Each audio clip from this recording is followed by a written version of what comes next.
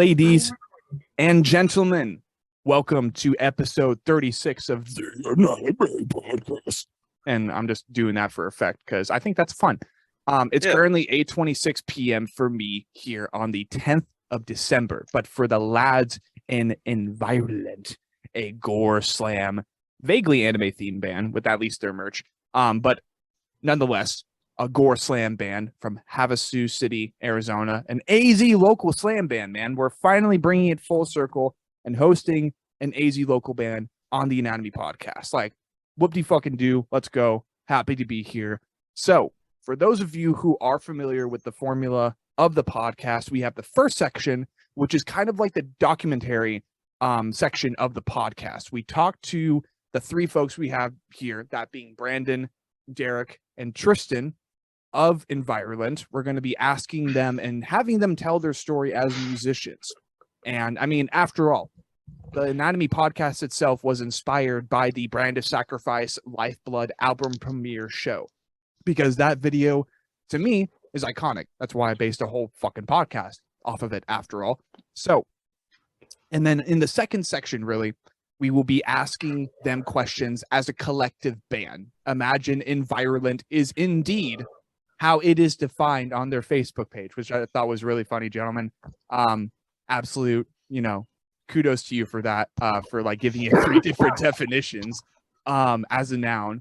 But basically, we will be asking them questions as that collective band. And then after a little bit, given the opportunity, we will go under the skin of their first full-length record through. And is it Inherited Suffering or Last Rated? Yeah, it is Inherited Suffering. Okay. Yes. Inherited Suffering Records, that being Indomitable Worldwide Slamdemic.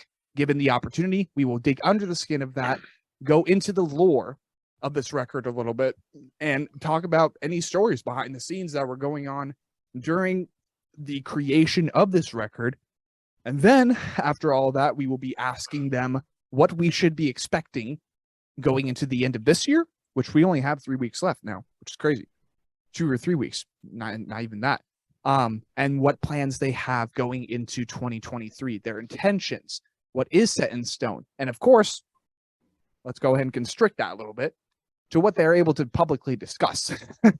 So, as we descend into section 1, basically, everybody, whoever wants to go first, whether Brandon, Derek, or Triston, introduce yourself, tell us a little bit about your role in the band, and then we'll go ahead and proceed from there. I will that Triston goes first. Why? Because why me? You I don't do anything. Derek and then me, because that's the reverse order of it coming together.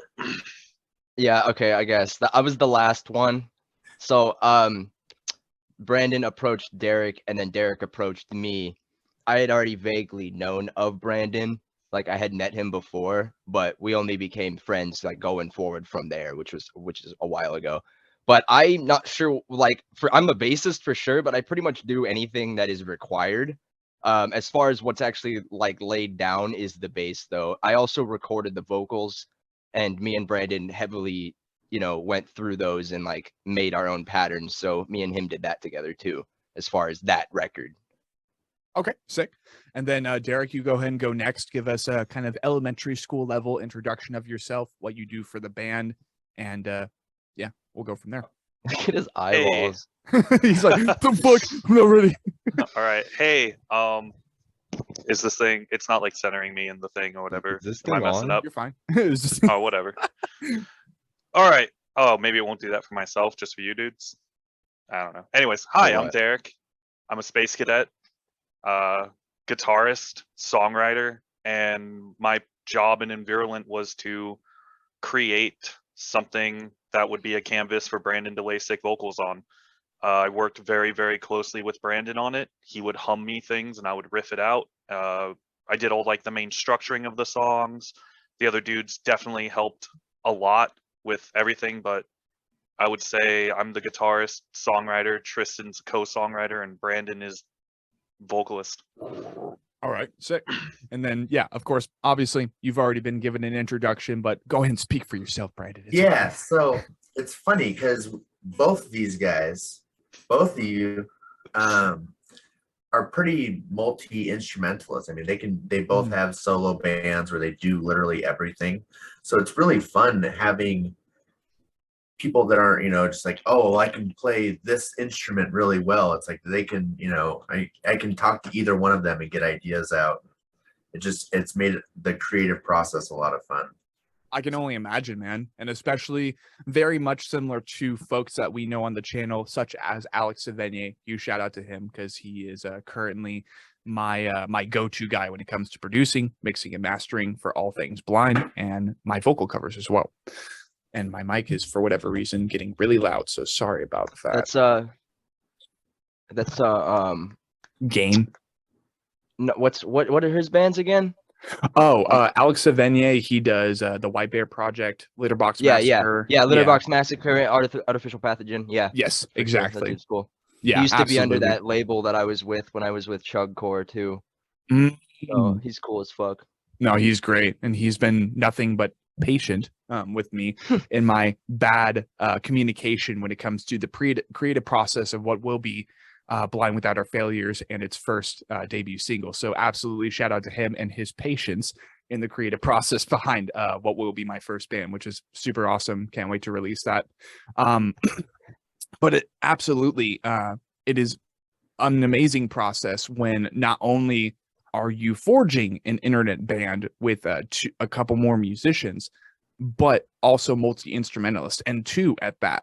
That makes everything creatively speaking, I would only imagine, so much easier to do. Right. Like cranking drums is not just one guy like clicking on it. Like I don't know how that process works. Actually, it is. Yeah, we just use our hands on the wheel, and the carrot is usually worse than the whip or whatever, and he just goes to work. So usually this is how, from my perspective, this is how I see the writing process generally, right? Derek will usually come up with some sort of idea, whether that be like a brutal death metal riff or even a full song, right? But then he'll present it to Brandon or me, either or. Usually Brandon first. Brandon will give his thoughts. And if it's not that order, then it's Brandon humming, trying to get a song together, and then giving it to Derek and him making whatever he could out of that, right? Then once it comes to me and Brandon, we kind of like vet it and go through it. And Brandon and I always laugh at it because me and Derek have always joked about it too. He writes like brutal death metal riffs, and we just kind of slow him down. Right. I just wanted to take the words out of his mouth before he could say it, because that's exactly what it is. Because that's really what happens. He just writes things at like retarded speeds and then comes to us, and then we just slow it down like a lot. So that's like the biggest challenge is like if it's not like ridiculously fast, he gets bored of it. And so he's been trying to like write things that are still interesting to play. Been getting better at the slower stuff though, for sure. I'm a brutal death metal guitarist who also plays like tech death at like 325 BPM. So like I'll write shit at like 260, like, yeah, this is slow, and they're just like, bro. Yeah, that's partially why Derek picked me up too, is because I play slam. I played a lot of slam, and so I kind of helped with that process too, where it was just like, hey, I need to not make this brutal death. Yeah. Right. And you guys have the communication levels where you can be like, all right, drop it to this BPM or do this, and you can, not have to sit there and hold each other's hand about it. It's like, let's go. Well, Derek and I've been making music for a very long time, so that's easy too, because I can just yell at him or vice versa. I brought Triston specifically in not only for his talent, but his knowledge and his passion of slam. There you go. Yeah, the number one thing was I love like some slam, but more like old stuff because I'm old. I never like knew too much of the new stuff. And I didn't even know it was like slam. I'm just like, oh, even though like I showed him a bunch of slam, it's our history is just hilarious. We'll get into it, I guess. I'm a relatively young person, to put it that way. Yeah, there you go, man. Well, that's a great introduction. I think that good old freaking, oh my gosh, Brandon, can you set up for the class and just let them know who you are and what you do? Just let everybody get to know you. Like that's a great way to get started. And that's exactly what I mean by elementary level introduction, because it leaves plenty of room for just like, ooh, how did they meet? Whoa. Like, it's just great. It's great for duration. So, oh God, the story, Triston, the story. Oh, we are here to tell the stories. That's exactly why the podcast exists. So to kind of like, just kind of grab people by the nads for a little bit. We're like, no. We're gonna start with Brandon's story first, just to fuck with people. So, All right. basically, let That's me the funniest know. one. Yeah, there you go. Go ahead and go to the earliest point you find relevant to your journey, your investments into music, I would say. Oh, And to music as a Into whole. music, yeah. Right. damn, Oh, I that's don't know. wild. Not when you were very born, musical, 'cause- bro. I'm anti-music. We can stick Anti-music. to Crambulant though. I mean, Invirulant. Okay. We'll start with that. Right. Absolutely. Take it away, sir. Yeah, I mean, because I have a bunch of other stuff. I don't know if you like electronic music, but I do Yes. some dabble in that. I'll link you some things. So what was it? 2018, 2019. Me and Derek were dicking around with something else. I can't remember. And I was like, I would really like to bring back Necrambulant. That would be a lot of fun. And it's been sitting dead since I left, basically. So thought that'd be a good idea. And so I was like, Derek, you're the most capable person I know. Help me make this real. So then we started working on stuff. We bring Triston in, and we're kind of chugging along. We, worked on an album for about a year. Then we did mixing and mastering for damn well a year, 2 years almost. We had to get the right sound. Dude, shout out Ryan Wekta, man. Fucking hooked us up. Like, spent way too much Dodgeball snare. Oh God. way Yeah. too much time. Talk with about us. patience, And so yeah, we get up to the starting line, right? We're ready to drop this beast, and had to change it up a little bit at the end there. And I think it was a much better decision, because when you listen to this album, you'll hear that it was very much a resurrection of Necrambulant. Like, all of it's a nod to it as a fan, right? If you're a fan of Necrambulant, you're gonna love this, right? It's like, Well, you whoa, should did they get theoretically. it? That was the goal. Yeah, yeah. And so it was like to make it like a spiritual successor. So Okay. to do that and start out very much that, and then by the end of the album, we're kind of doing all kinds of stuff, and it's like really defining our own new style. So the joke of the noun that I put up there saying, when you raise a necroambulant corpse, if you didn't catch the tongue in cheek there, that's the reference, is that we started as that, and now we have the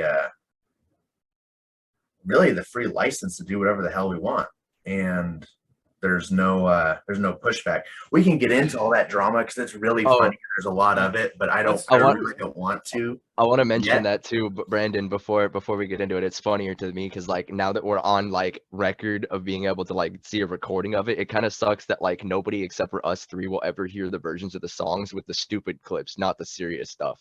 Oh yeah. Because that's funny too, because we went back and forth between like, okay, now that we don't have to be super serious, because after we changed the name, it was like, okay, well, we can be dumb now. Do you want to put some dumb it doesn't clips have in to there? like, yeah, it's strict to the lore, like, and that was the thing, like all the writing stuff is like, well, is this Necrambulant or is this not Necrambulant? Like that was very much like we would. It was very much a lore-based thing, which is hard to imagine in a lot of ways, but. For me, Yeah. slam comes in. Even when you read the lyrics, you'll see the lore there. And same thing, going back to the definition, it's the same shit, but with a bunch of sci-fi and gore and fire. Everything's on fire for some reason. Right. Okay. So I mean, whilst we're like talking about you, Brandon, and we're talking about you said you don't really have a background musically speaking, but then you mentioned an EDM project, you mentioned the Crambulant, which there's a whole bunch of drama you'd rather not get into, at least in grave detail. So that's completely fine.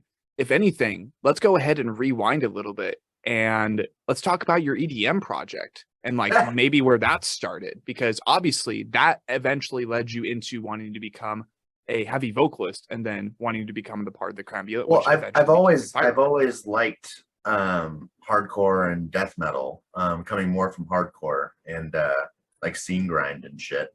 Okay. That's where me and Derek's dicks touch a lot. So, but the EDM stuff, I wouldn't say it's EDM. It's more like vapor trash. But that's just because I enjoy doing it. It's a lot of fun. I can do it solo. If I was as good as if I could sit down and record guitar and bass like these guys can, then I would do that, but I can't. So I just like sample Janet Jackson and fuck it up really bad. You used to be able to be. You were a pretty good guitarist back in the day. I have footage of it.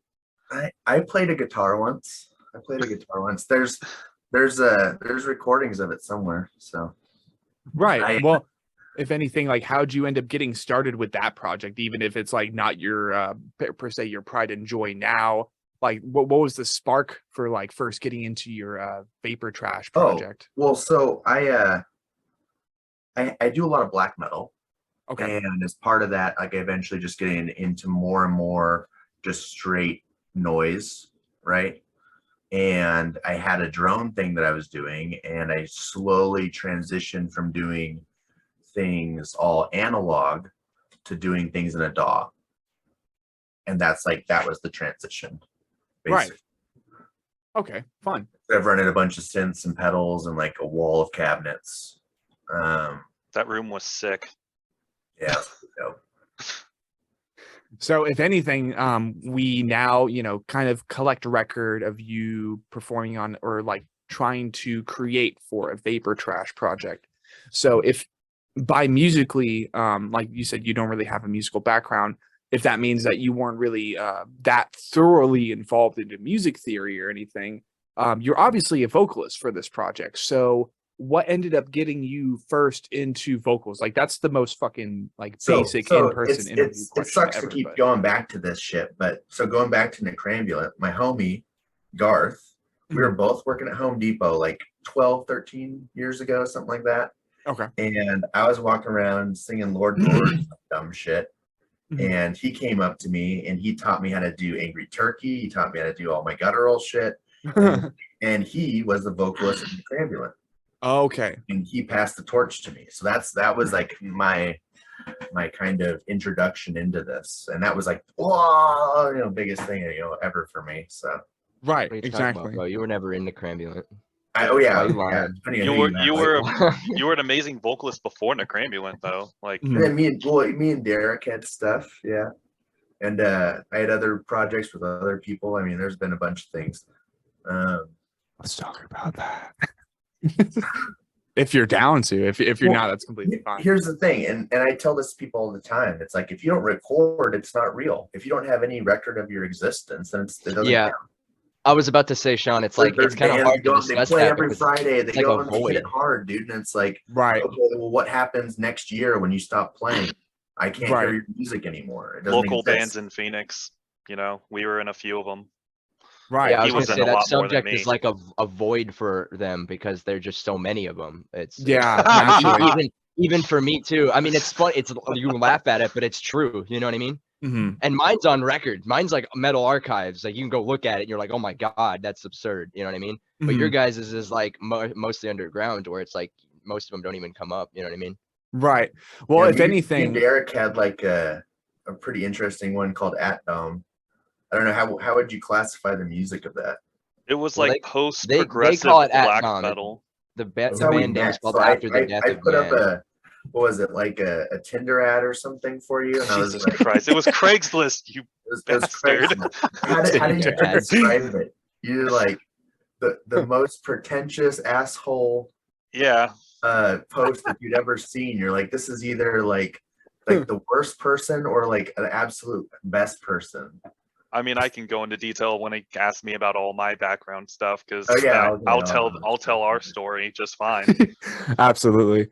No, that's actually really funny. And like, I don't know, like, if anything, you said you had a whole bunch of different projects that weren't able to come into light, right? They were never able to be set in stone. You can never dig through Bandcamp, SoundCloud, or any of those platforms to find these projects. Yeah, they went around, right? That was the thing. We're old. It's like, yeah, I mean, the last, it's like, 2008. What was 2006, 2010? That's true. Yeah, That was a long time ago now. I We're all was old, still except for Triston. He's our baby. We keep Yeah, him he's around. a- He is our baby. youngin. I Oh, am only 25. Oh, you're older than me, man. Holy shit. I'm I guess I'm the 34. baby in lobby now. There we go. You're the actual baby. No, that works, man. I just don't have a beard. I'm sure you're working on it, man. You got it. No, it's terrible. Yeah, grow no, like if all three of us push our chin hairs, our neck beards together, we might be able to have like a passable beard. no, it'd be terrible. We'd all have like a We could goatee weave at them all most. together and put like a bead at the end. Yeah. That's We have so much testosterone flowing in our band, dude. Want to go to war? Like, Yeah. No. If anything, so like obviously you had all these various projects. Like I guess near the beginning when Brandon and Derek, when you two were working together, what was your initial plan and idea? Maybe before the Crambulant, like you were like, I want to write this. What was that subgenre? What were the bands that you were listening to at the time? A lot of like this is a controversial band name now, but back in the day, I swear to God, it was normal. ISIS. ISIS, The Ocean Collective, Pelican, Intronaut, a lot of post metal stuff, and then a lot of like black metal. Right. They're just a mixture of like Mayhem, Destroyer 666, Deathspell Omega, Right. Intronaut, and then like Dream Theater. It was just insane. Right. Would you second that, Brandon, or were there like other bands that you were listening to at the time that you were hoping to incorporate into what is, well, a non-existent project? Yeah, no, it was it suffered the fate of a lot of bands where you try to do all of your favorite things all at once. Yeah. And It doesn't work sometimes. fortunately, Disorder. like we could actually do it. Like Derek could actually do it, right? But it's hard to listen to that as a listener because you're like, well, I liked this part and that part. And then when you play that shit live, people like they can't even enjoy it. They just have to stand there and be like, whoa, because it's like it's too much. Yeah, it's a big mix of all these major Whereas genres. when you come out with something that's dum dum dum, everyone knows exactly what they're Simple getting. Neanderthal. They can just go right to it, you know? Oh yeah. Yeah, absolutely. So you had these void projects. You were like daydreaming, I'm sure, about like doing certain genres, and then eventually you settled for what would be the Crambert or whatever it's called. There was like, did I say it wrong? Yeah, No, that's perfect. Oh, okay. So then everything happened to that band, which I'm sure we'll talk about a little bit later in session, if not whatever.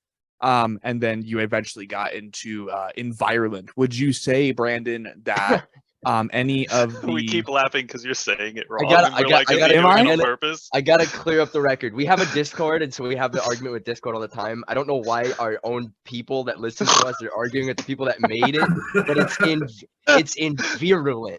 Invirulant? Yeah, Yeah. because the word is virulent, right? Like a virulent virus, like virulence. Okay. So Sorry. Virulent. Yeah. I just think it's funny because it's recorded, and it's like I you just guys keep are dying wrong. of laughter, dude. It's just every time, but it's not you. that's it's why not we made you, the everybody Facebook says it. post. We Right. made the Facebook right. post to like tell you how to pronounce it. See, I thought you were over here commenting on like the way I pronounced it before, because I know I did like some type of weird heavy vocal thing before the reaction I did. So I thought you were referencing that. You're like, haha, lol. Well, it's funny because when I do it on the record, I even fuck it up because that vocal's really? hard. Oh yeah. He says in virulent, but it's okay because you have to go. Yeah. That's how he said it. Yeah, the way that he said it though is like very. Uh, I still remember that too. too. Yeah, I remember that from the listening session. I'm like, oh, the band One of the name. only The like band name, like They spoken said it. They lyrics. said it. Gotta scream your band Leonardo name DiCaprio. at least once every song. We just want to Yeah. be Spite. Yeah. Spite, Might be a new word. motherfucker. I have to say, I am planning to cheese the shit out of that with my band. Just like if people are like, playing without our failures, it's too long. Be like, just fucking call it blind then. Just blind. Without our failures, blind. There Without you our go. failures. Yeah. Spite. I have my fucking root of all Yeah, I evil saw it. hoodie on the I back love- of I my love chair, boy. I love Spite. Spite's great, man. I think their new album cover though is a little bit lazy, but anyways, just because it's the same thing as Nothing Is Beautiful except it's black, man. Like, come on. And like, you know, it has a eyeball and it has like ooze or whatever the fuck. I'm like, It's their the same aesthetic. skull though. It's their aesthetic. It's their aesthetic. It's So their I'm like, brand. It's their marketing. It's their Eddie. Exactly, man. So that's why I never really said anything after my front to back session. I'm like, hey, make an original album, please. Like, that's their music. That's their fucking business. It's their money.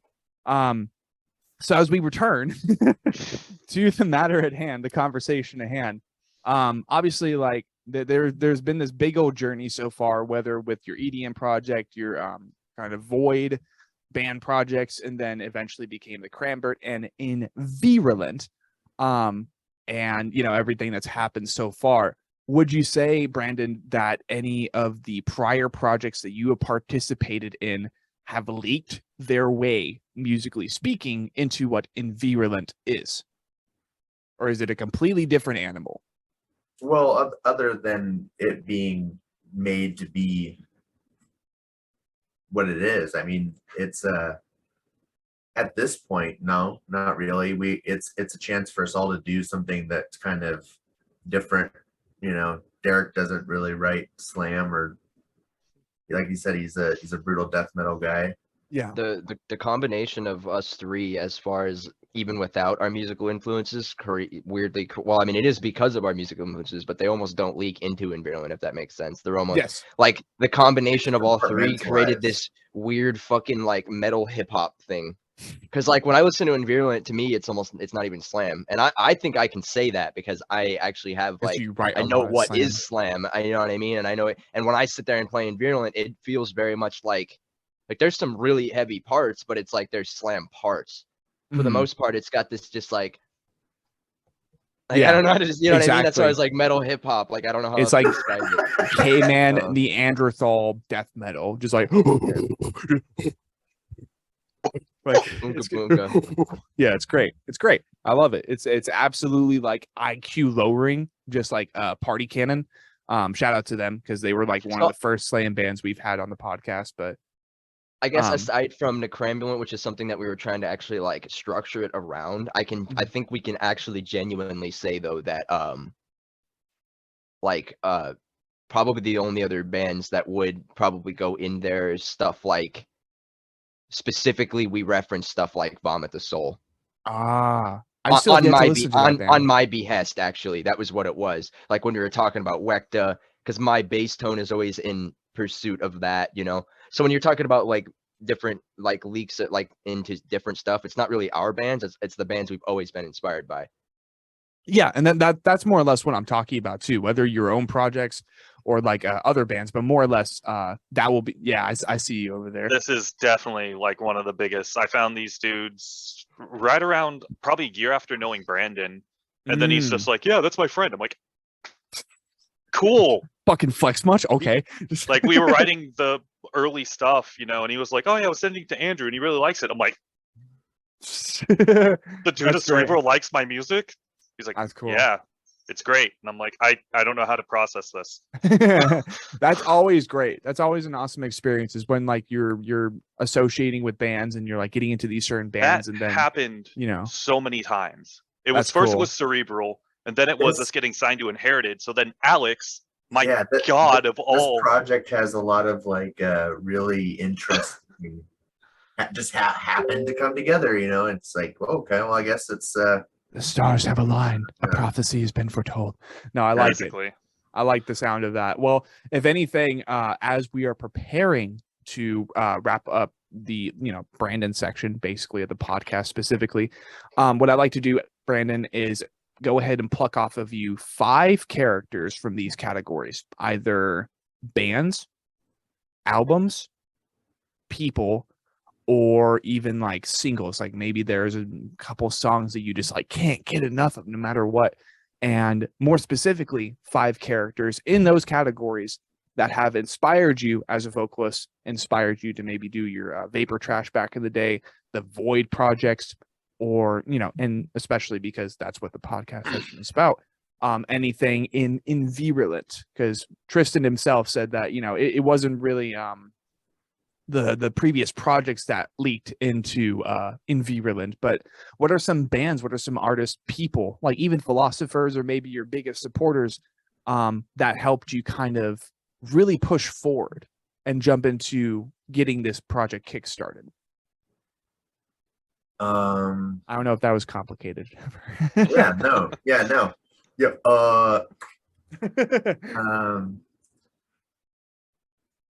Well, obviously these guys, right? I couldn't have done it. Like it was just my dream to be like, hey, I think this would be a really great idea. I really want to.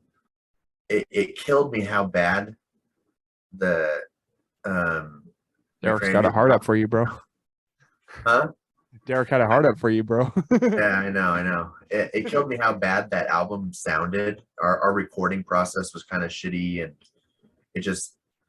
I wanted to redo something that really lived up to like the quality I felt like it should have been. Right. And so it was like, all right, well, let's approach this right and do it right. And which is something, I've you always do the band. It was like, well, let's just play shows. And if we keep playing shows, then something will happen. And it's like, well, why don't we just spend time like really writing and recording and like making it really good? Yeah. First. Yeah, exactly. And come out later. Get the actual material out on streaming services instead of rushing to the stage. Like that's exactly how I think too. So who are the five soon, right? people or bands or albums or whatever that like you can't get enough of? I'm interested. I don't know this information. Well, that's the thing. It's gonna make everyone hate me. It's gonna make everyone hate me. I have the worst opinion of. Oh, shut up! No, you're not. I'm sure you're fine. You are freezing every now and then, though. So just to let you know. Subject. I read. That's okay. It. Like my friend's music. So like not. I don't know. I'm a terrible. I don't listen to much that's like popular, I guess. So who fucking cares, bro? If you want to plug an underground artist, you fucking do your thing, man. That's why we have the podcast, among other reasons, of course. Oh, he froze again. Brandon, I'm like leaning in, just like you there, Chief? He probably hears us and he's responding. He's got a big old smile on his face. I was gonna say, at least he froze out on a smile. There he go. is. Yeah, there you go. Okay, you're back again for the moment. Okay. Number 5. Yeah, number 5, go. Oh, so I was just saying, like the shit that my fucking homies make, like these guys, and then like the other guys I do like electronic stuff with. It's like I probably should listen to more, but I really don't. Like I feel like if you listen to too much and you really start to love it, then it leaks into your shit, and then you can't like unhear it, and then you're like, oh, I wrote this super sick riff, and you're like, oh, that's actually the song that I heard, and then I actually can. I don't think he's trying to actually dodge the question. I think I can corroborate. I mean, he has children. If he's not taking care of children, he's focusing on the music that he's making or trying to help put on his own label and stuff. He has as far triplets as like EDM and stuff, and another kid. He has 4 children. Yeah, he has four kids. So outside of 4 kids, he doesn't really like listen to music, Right. Doesn't listen to me. You don't even listen to music. Oh, that's harsh.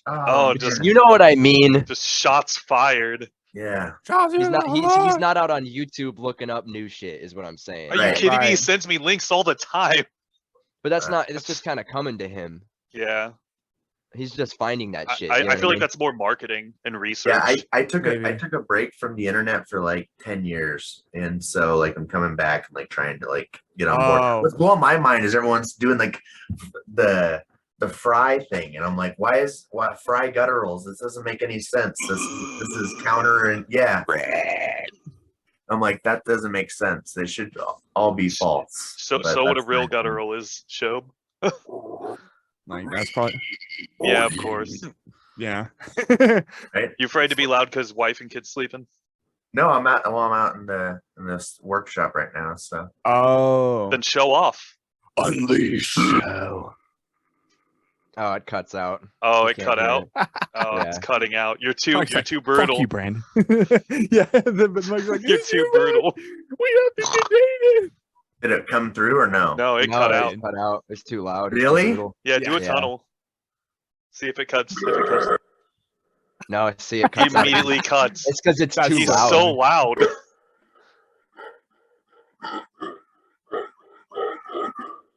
Yeah, you can't Yeah. No? really hear it, but you No. can. Impressive. Really? Go through and I mean, I don't know. There's probably on, an what- audio setting, Yeah. what if I- sensitivity. What if I turn this shit down? Are we about to freaking ear bump all my listeners? It's just like, Blur my background. No. Yeah, so it'd be under audio. So there's automatically, let me see, background noise, automatically adjust noise suppressant. So, Where do you go to find that? I'm such a fucking boomer. all right, King. So where it says mute, there's a little up arrow, and you push on that, and then you hit audio settings, Mute. and then there's audio, and you scroll down, and it says original sound for musicians recommended for studio environments. Clicking that one will probably give you the best, like, actual screaming. You'll be able to hear yourself. Oh man, I can't figure this shit out. it's Well, okay. I No tried. pressure, man. No pressure at all. I'm such a So retard. so far with the top five recommendations and ones you would Yeah. plug, you've been talking about, your friends and stuff. So obviously we got Invirulant. If I may, what was the project of your your project back in the day, your vapor trash project? Oh, I'm still doing stuff. I just have a bunch of garbage that I put out. So under different act names and aliases. I'm sure it isn't garbage though. So stop being.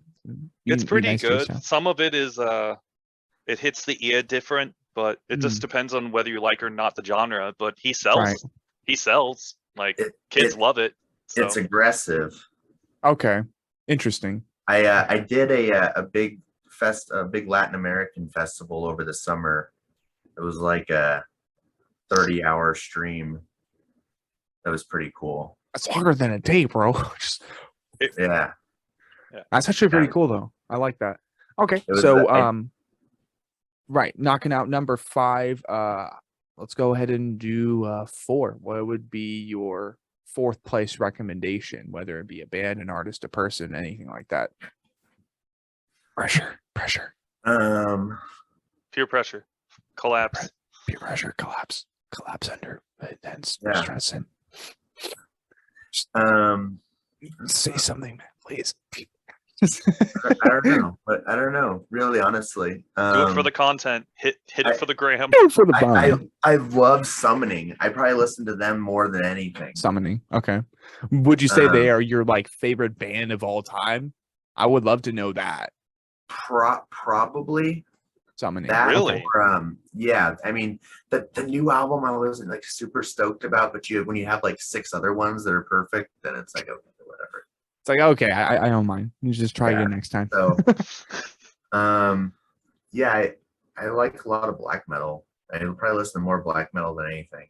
Okay. So in that case, name a couple artists from black metal that you've been tuning since your early days in the combat, and your other Void projects that ended up not coming into light, right? Yeah. What was the main influence for fan amps? Main influence for fan path? That's a good question. I didn't even ask We were all trying to do different things. One guy was trying to do Wolves in the Throne Room worship. Another guy was trying to do grindcore or some shit. I don't know what the hell he was trying to do. I don't even know that much grindcore. course. Joe was nuts. And then I was trying to do just power noise. So and then when it fell into my hands, it's what it evolved into was noise and electronics. Okay. That's it. So you were mentioning the other people involved in that project. It was Wolves in the Throne Room. So what about for you, man? Because we're talking about you, man. For me? Yeah. For you. For me? Just tell the people what you like, man. Yeah. So I think that Cisco song is really bussin'. All right, there we go. Thong song? No, the you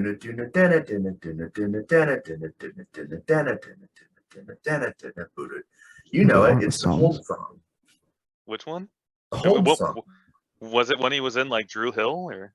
The fucking Hold song, dude. Oh, that's Cisco Hold Cisco. song.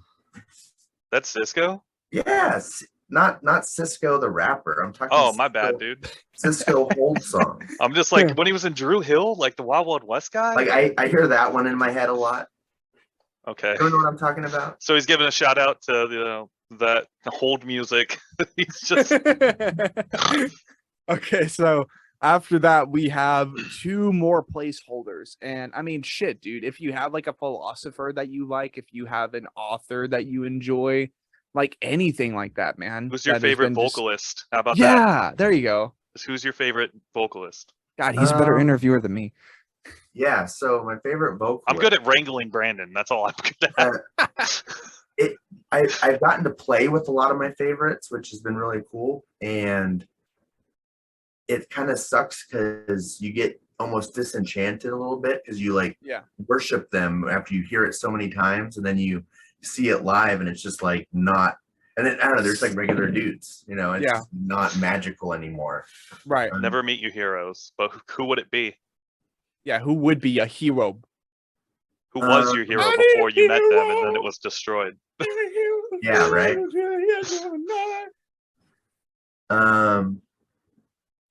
So vocally, I like to try and do the OG Angel, like the very like iconic guttural. I call it like the lazy OG. It's like the spoken kind of guttural. Okay. That's I think just iconic. It's like when I heard that changed like my whole game. That like completely. That's yeah, Angel Solid Tripsy blew my Okoa, right? mind. Yeah. Yeah. Yeah. Tripsy. Yeah. Okay. God. All right. And then you have one more placeholder. So One we've more done your placeholder. we've done your vocalist of all time. We've done some major influences for your various projects. Maybe I don't know if you mentioned this before. Because I know you guys with Invirulant, you're trying to do something like fresh for slam, and it's like not specifically slam. It's mostly brutal death metal with some just like Neanderthal slam moments in it. But if there is a band that you would say could be, I think you guys mentioned this earlier too, could be compared to Invirulant, I guess, or like what Brandon, what you would say just right off the bat, it's like, yeah, I can see us opening up for this band or something like that. What would you select for a band? And this could easily be the, what would you want to tour with if you could? But you know, just trying to make it non-cringe interviewer as possible. Right. The homies, right? I mean, that's just hit up the homies and play with them. So I Any don't know. Who are the projects homies? specifically? Yeah, who are Yeah, the homies? who are the homies? Just you keep saying the homies, so who are the homies? Obviously Cerebral, Refractomy. That's 2. Keep going. We need 5. Who are the 5 Oh homies? geez, I don't have 5 friends. No, that's good enough. So you said cerebral, like what is it on your shirt? Cerebral incubation. Yeah, cerebral incubation. Yeah, slam band 101. Cool. All They're right, really sick. good. Nephrectomy definitely- is the other one that he mentioned. They're really good. You said dephrectomy? Nephrectomy. Nephrectomy. Like Yeah. enough-rectomy. Just like that's It's like a spell right there. N-E-frectomy with a PH. Okay, interesting. Okay. You Well, even and listen to Slam Man? No. Not that much. Nice. He's like, yeah. I You're, hate you now. you're better off. You're so much better off. No, I mean Genre is trash. basically the I would say the only slam bands I listen to would be like Organectomy, Waking the Cadaver, you guys, Party Cannon, which that's specifically party slam. And Tristan loves Waking the Cadaver, like more Yeah. than any human probably I should. got into them like earlier this year, mainly because of the zombie vocals. And Devin from Worm Shepherd, he's like, yeah, dude, that's like one of my main vocal influences, man. I'm like, why? He's like, because I love like how non-articulated he can be sometimes, and like how you can barely understand anything. I'm like, but why? Here's a conversation, but I ended up understanding it over time, and now I'm like, okay, so this guy does Because like, the vocals are an instrument. Yeah. yeah, exactly. You're not using your vocals to say words. I mean, you are. It just It's doesn't just matter what you're distortion. saying. It's different. Yeah, it's exactly. And I came to appreciate that, You can't especially always when pick out each note in a chord when someone's playing and strumming. yeah, exactly. But overall, you get the vibe and the feeling of what it's trying to convey. Exactly. And I'm a I mean, musician. yeah. I'm sorry. I'm going to answer Shut everything up, like man. that. Shut up. It's just this guy stinks. Like, no, I'm kidding. Every day. No, absolutely. After 9 Dead and one of their latest like big hits on Slam Worldwide, that being 115 featuring Donovan from Waking the Cadaver, like I'm like, okay, I get it now. And I mean, obviously I've listened to Authority through Intimidation, I think is the latest record by Waking the Cadaver. Real Live Death is the one that really made me love that band. Okay, I'll definitely check that out here in the near future on the channel. So good. But now we have plucked 5 characters off of Brandon. We've learned a little bit more about his background as a musician, his kind of history, pieced together here and there. And now, obviously, like Triston and Derek seem to have a story that will be bouncing back and forth. We've done that here on the podcast a couple times, and it just feels more organic. So really, if that is the case, if you guys have like such an intertwined history that ended up getting you into what is Invirulant, as well as other endeavors, Yes go ahead and and take it no. away. Yes and no. I was doing some music projects before I even met Brandon. Like, I'm old. I was playing deathcore when like it first started in like 05, back in the day. And then I moved to Phoenix in 09, and that's when I met Brandon. And then I met Triston actually in like 2016. So I haven't known him as long as I've known Brandon. Okay, interesting.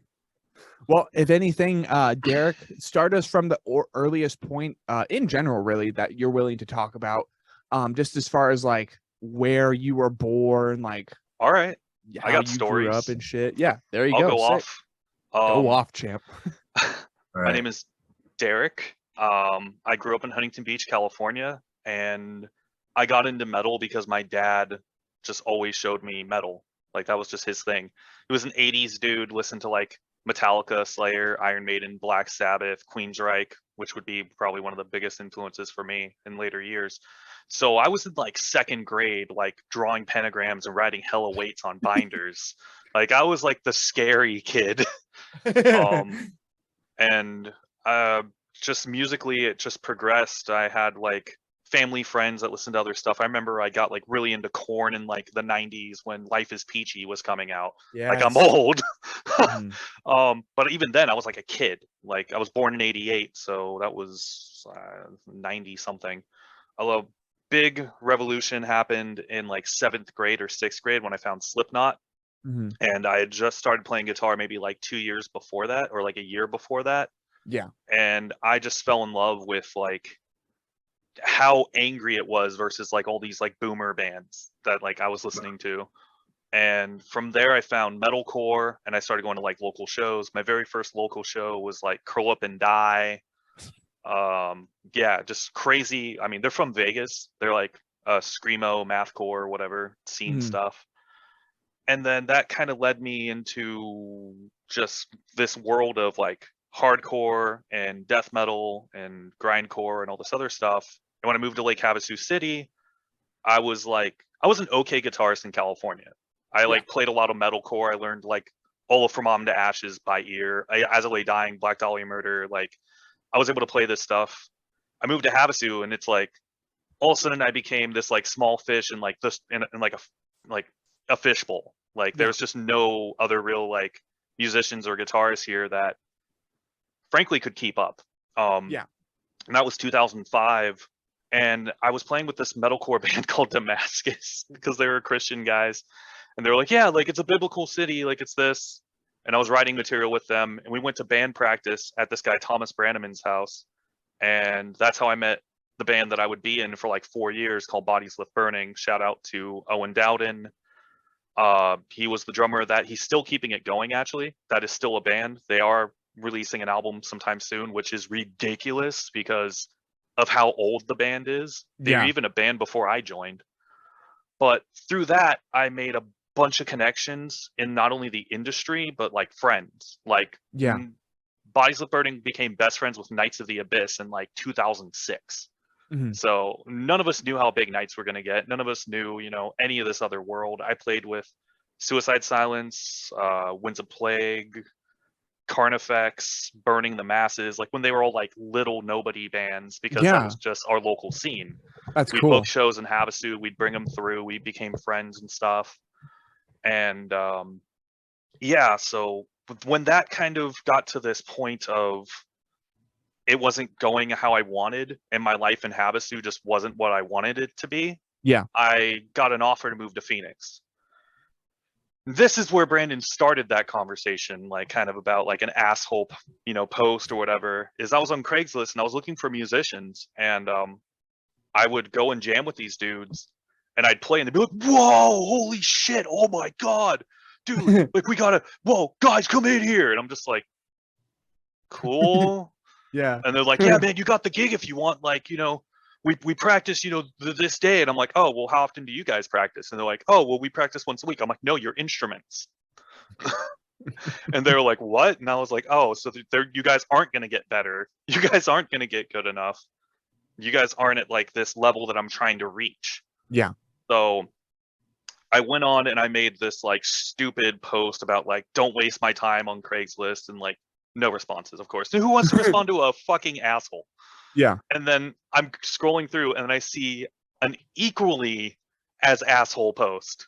Like Noah Gayu, Noah Bitchin' Fold, like just all this other stuff. And I'm like, all right, this dude is either like the biggest asshole or like the funniest man I could ever imagine. Because this is just like, you have to know who these bands are to make fun of them. Yeah. Like, so I was like, okay, whatever. So I showed up at his house wearing a Converge hoodie and a God, what's that shitty black metal band that I love? I don't know. It starts with an N. Okay. Which They one? were like post black STM. metals.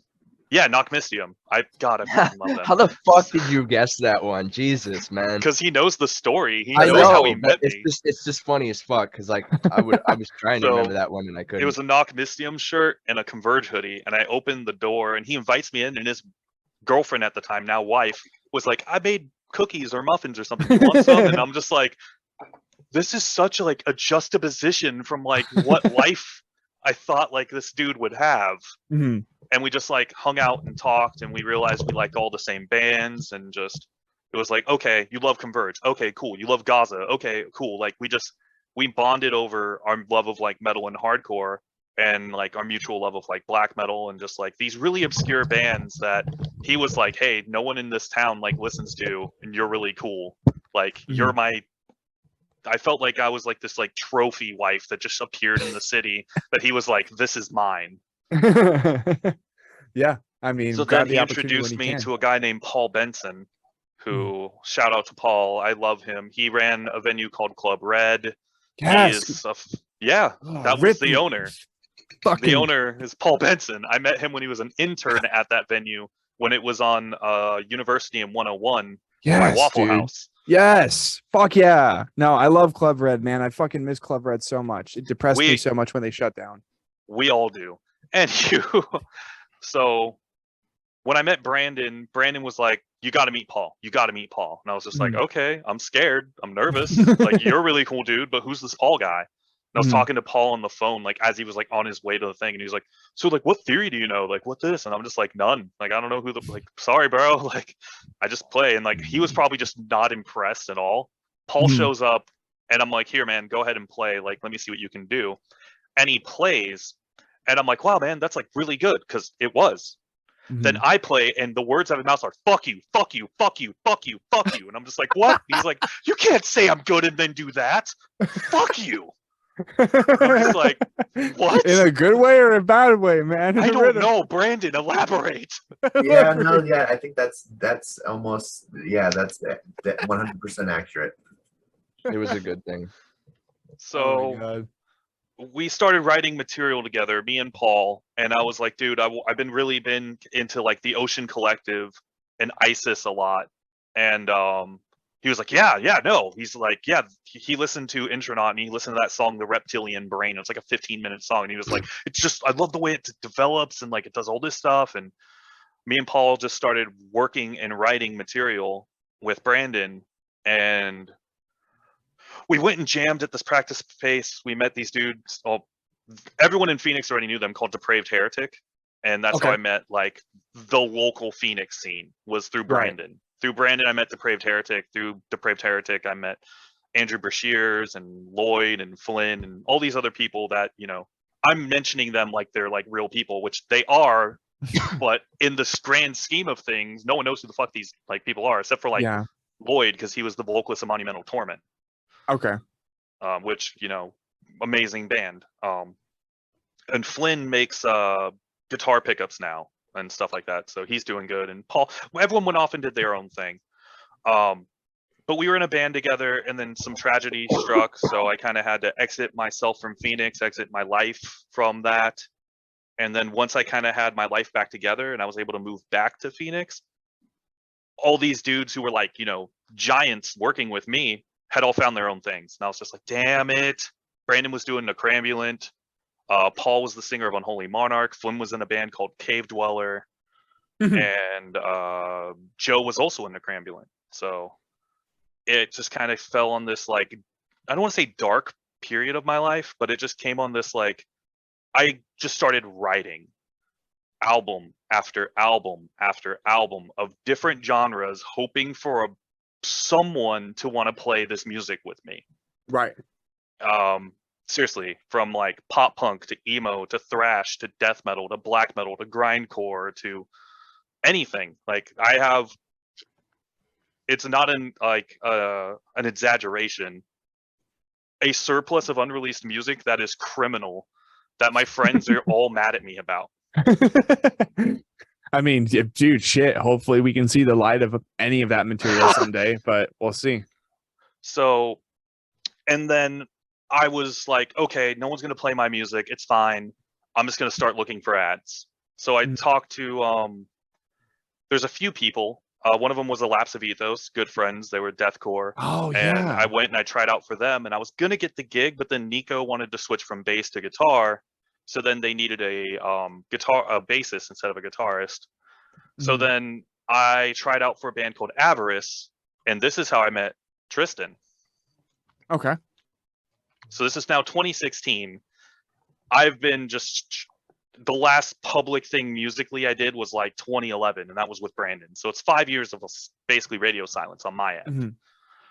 But everyone knew who I was in the local scene because I knew everyone basically.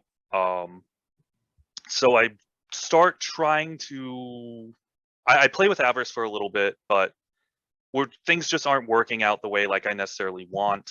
And I'm dealing with a lot of my own mental health issues and stress and shit. But when I met Triston, I was like, I might not care about what happens to the rest of like my relationships with these people, but that boy is special. That boy is mine. Like, he is an amazing talent, so good at everything he does. This is like someone I need to like invest and put time into. He was 18 when I met him. Like, he didn't really know the industry, didn't know anything. And I'm a terrible mentor. But yeah, I just want to see Triston's head nod like this when I say I'm a terrible mentor. But I was a well enough friend that we were able to stay in communication, that when I kind of was willing to get my own shit together, I was able to bring him in and work on some stuff. And we've worked on a bunch of different things, but it's all just been like studio stuff, unreleased stuff. And he is such an amazing talent that he has like all these other bands and things he's really doing. And my priorities with him were like always low, because he's like, so are we doing anything? And in a professional mode, no, I wasn't. So he made all of the right calls and doing stuff. So when I approached him with this project, when we were in Avarice, we were selling tickets. And because I know everyone in the local scene, me and him went to go sell tickets to Mr. Brandon Shobe. And this is the funniest interaction that happened. I'm like swooning, like, you know, Brandon's the best vocalist, Brandon's this, and Triston's like, yeah, okay, sure, yeah. And then I tell him like who's the vocalist of, and all of a sudden his like face is changing, like he mentally like, wait, you were in Necrambulant? Yeah, no, What? it wasn't. I don't think was he in the car at that point? I don't Yeah. think so. Oh no, he was Yeah, out I in don't the know. car. He I was don't like at think a he was in Circle the K or car yet. something. I was driving. We were driving up to it or something, and he was like, "Yeah, he's the vocalist in a Cramblin." I was like, "Say what?" See, because that's what I'm saying. He's just going off, but there's no context on my end now at this point, so it doesn't make any sense. But from that context, I listened to quite a bit of music, but I didn't really listen to slam. Like I didn't really know what that was as a genre. Yeah. I just kind of listened to everything, right? And so the things that I were calling that, Derek like fundamentally disagreed with. He's like, that's not even what that is. You know what I mean?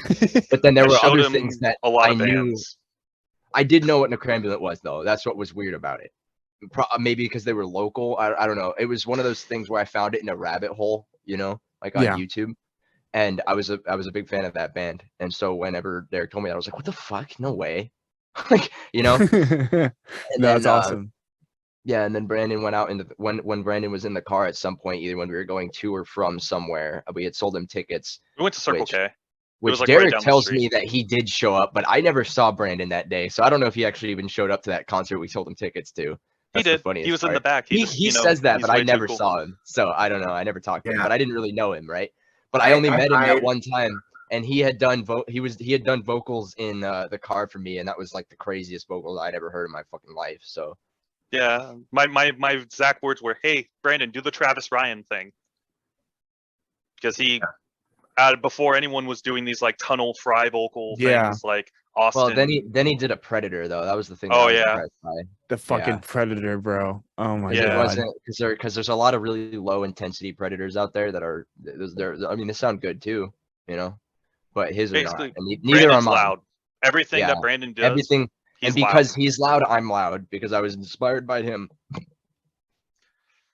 But Sick. So yeah, so that so moving into that, yeah, when I met Triston, I showed him a lot of music because we would argue over what slam was, and I showed him the punk rock MBA, like what killed slam video, and you know, was basically like, no, if it doesn't have this shitty snare ringing and just like that the came worst way production, later, dummy. That's not it. No, that was way later. was But yeah, that was whatever video that came out like a decade later. Yeah, no, but like what the fuck? No, but we would definitely sit there. He showed me like a lot of bands that I consider to be my favorite bands now, though. I don't know about a lot of them, but a couple. I can't really say a Defeated lot. 'Cause I Sanity, don't have a lot of them. Vomit the Soul. Defeated Sanity is not necessarily one of my favorites, but they're crazy. Vomit the Soul is one of my favorite bands for sure. Like Okay. absolutely. Yeah, you were really into Rings of Saturn when I met you. It wasn't necessarily via him. It was like, listen to this, and then I found a bunch of Severed Savior. I really yeah. I still to this day really like Severed Savior. But yeah, I'm So a big good. fan. I'm a big Rings of Saturn fan too. I was, Oh, right. So, He can play insane tech death. Triston, no Yeah, one it's- knows this man's capabilities. I think do. that's what makes it funny in the context of what he was saying, because I was gonna comment on that too, but I wanted to wait. Is that he was like, oh yeah, this is like he did what Brandon did to him to me. He was like, yeah, no, I'm gonna keep this guy. But it was funny when it's funny when he says that to me though, because I was so young. Because like even at the time, like nowadays I know about that, but when I think about it at the time, and I was so fucking just like, oh, what's going on? Like, and Derek's just sitting there like, dude, do you understand what you can do? I'm like, no, I just been playing bass every day for like 9 years, fucking nonstop. And he's like, oh, well, that's really good.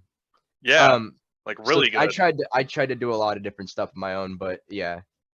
We met through Avarice, basically, is what he was trying to get at. And then Yeah. that band now is actually Atoll. Like most of the people in that band is now at Atoll. Oh, Yeah. they Vocalist recently of signed to Avarice. Unique Leader, right? But the vocalist of Atoll was the vocalist of Avarice. He gave me all of my Oh, first shit. production stuff, so that way I could start recording my first stuff. And I actually Shout out used to that Wade and stuff. Spanky. Yeah. So that's what I was saying. You were talking about it and you were keeping it us, but I wanted to give them a shout out too, because Spanky and Wade helped a lot too in all of that. You know. Amazing musicians, amazingly talented, and amazingly driven. I just I couldn't was match really their young at the energy time, and I actually I should have listened to them. Like his view on it was different because, like he said, he couldn't match the energy. But I was just a dumb kid, and I had to make different decisions that fucked me. But I had to make those decisions, otherwise I wouldn't have been able. I don't know. I wouldn't have learned, I guess. Mhm. So. Yeah, no. But yeah, and they're all Atoll now, and shout out to them. You know, shout out to Blaine Atoll's too. so fucking Check good. this. Blaine Is it- Blaine is now in 6 Million Dead. Yeah, That's his Blaine was band. the drummer of Avarice. Blaine of 6 Million Dead was in Avarice too. Okay. Sick. There's actually No. a lot of people in the scene that know that band because we actually played quite a few shows. We played like a lot of shows like back to back, and they were all pretty big shows. My first show with that Sick. band. Yeah, my first show with that band was opening up for the Acacia Strain, Dying Fetus. Ooh. Whenever that came through at Joe's Grotto. Oh, That's how I met the sick, Acacia Strain, dude. and I, formed a loose relationship with being their friend. Right. which is No, cool.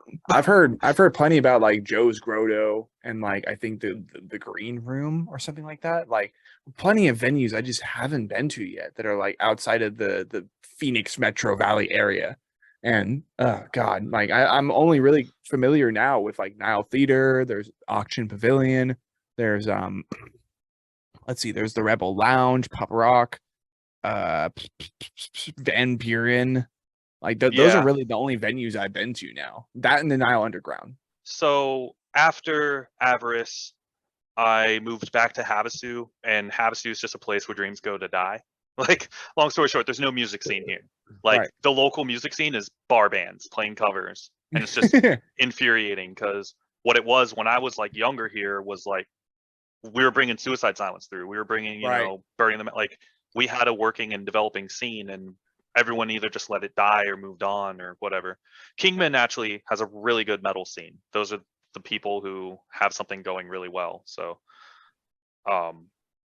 but I was working all these different studio and solo projects and stuff, and I think I was sending Brandon I was asking him to do guest vocals for one of them, and then he sent me vocals, and I was like, yeah, this is great, and then he got mad that I didn't use it. Which time? Yeah, I was It- gonna say that was a period of like multiple times over years. Yeah. So let's just say a period of like 5 years. But he reached out to me. So now we're at Invirulant, Sorry, my history's so long, I'm old. You're fine. Uh, Take your time, man. but Brandon reached out to me and I was like, hey man, I'm busy working on this project. I'm doing all this stuff. And he's like, well, I can't think of anyone else to do it but you. And I said, it's a really good opportunity. And, I want to help you, but I'm just a little busy right now. And I tried to like demoing out like some ideas and stuff, but I wasn't super happy with it. And then once the world shut down during the pandemic, I was stuck in this room. And because I was stuck in this room, I was like, all right, Brandon, I got all the free time you want, King. Like, let's make this happen. Actually, the true story is he was like, yeah, you're never going to do it. And I was just like, no, I'm going to do it. And he's like, no, it's fine. You can just say you're not going to do it. And then I wrote 3 songs. Yeah, All right. That's right. So now we're all caught up. Yeah, at least as So, far as at the beginning of Derek is Invirulant. concerned. Yeah. So, Thanks. we Derek, started- for the 30-minute story. You're welcome. He asked for history. I'm sorry. No, you're good. As long as it makes it longer and as long as you find it relevant, dude, tell your story, man. The interviewer doesn't understand the mistakes that I do asking these 2 questions. It goes on records right now that I'm probably the only one on record that can speak clearly. Yeah. And to the point. These guys will both just fucking ramble on like the boomers they are. I just make them do their jobs, okay? That's my job. It's in this pretty band. accurate. But we started working, we started writing material, and he was like, all right, I tracked the bass for it. And I was like, this is trash. This is bad. And he was like, oh, well, it's fine. And I was like, no, it's bad. I was like, I know someone who's really good. Oh man. And he You was know what's like, funny oh, when is he he says worth it? that? You know why he says that though? So Brandon, okay, wait, I need to add context to that too, because that's Yes, funny. At least we can all laugh absolutely. at that. Brandon's like, I don't know what you're talking about. That shit bad. But fucking it's not bad is what I meant to say. But Derek records with a pick on a bass, and like he's really heavy-handed. I don't know, dude. The way that Derek records bass, and he always comes out like just super floppy and really open, and just it doesn't. It's this bass, He's not. and He's these not strings a are bassist, just, man. this is what they Oh. sound like.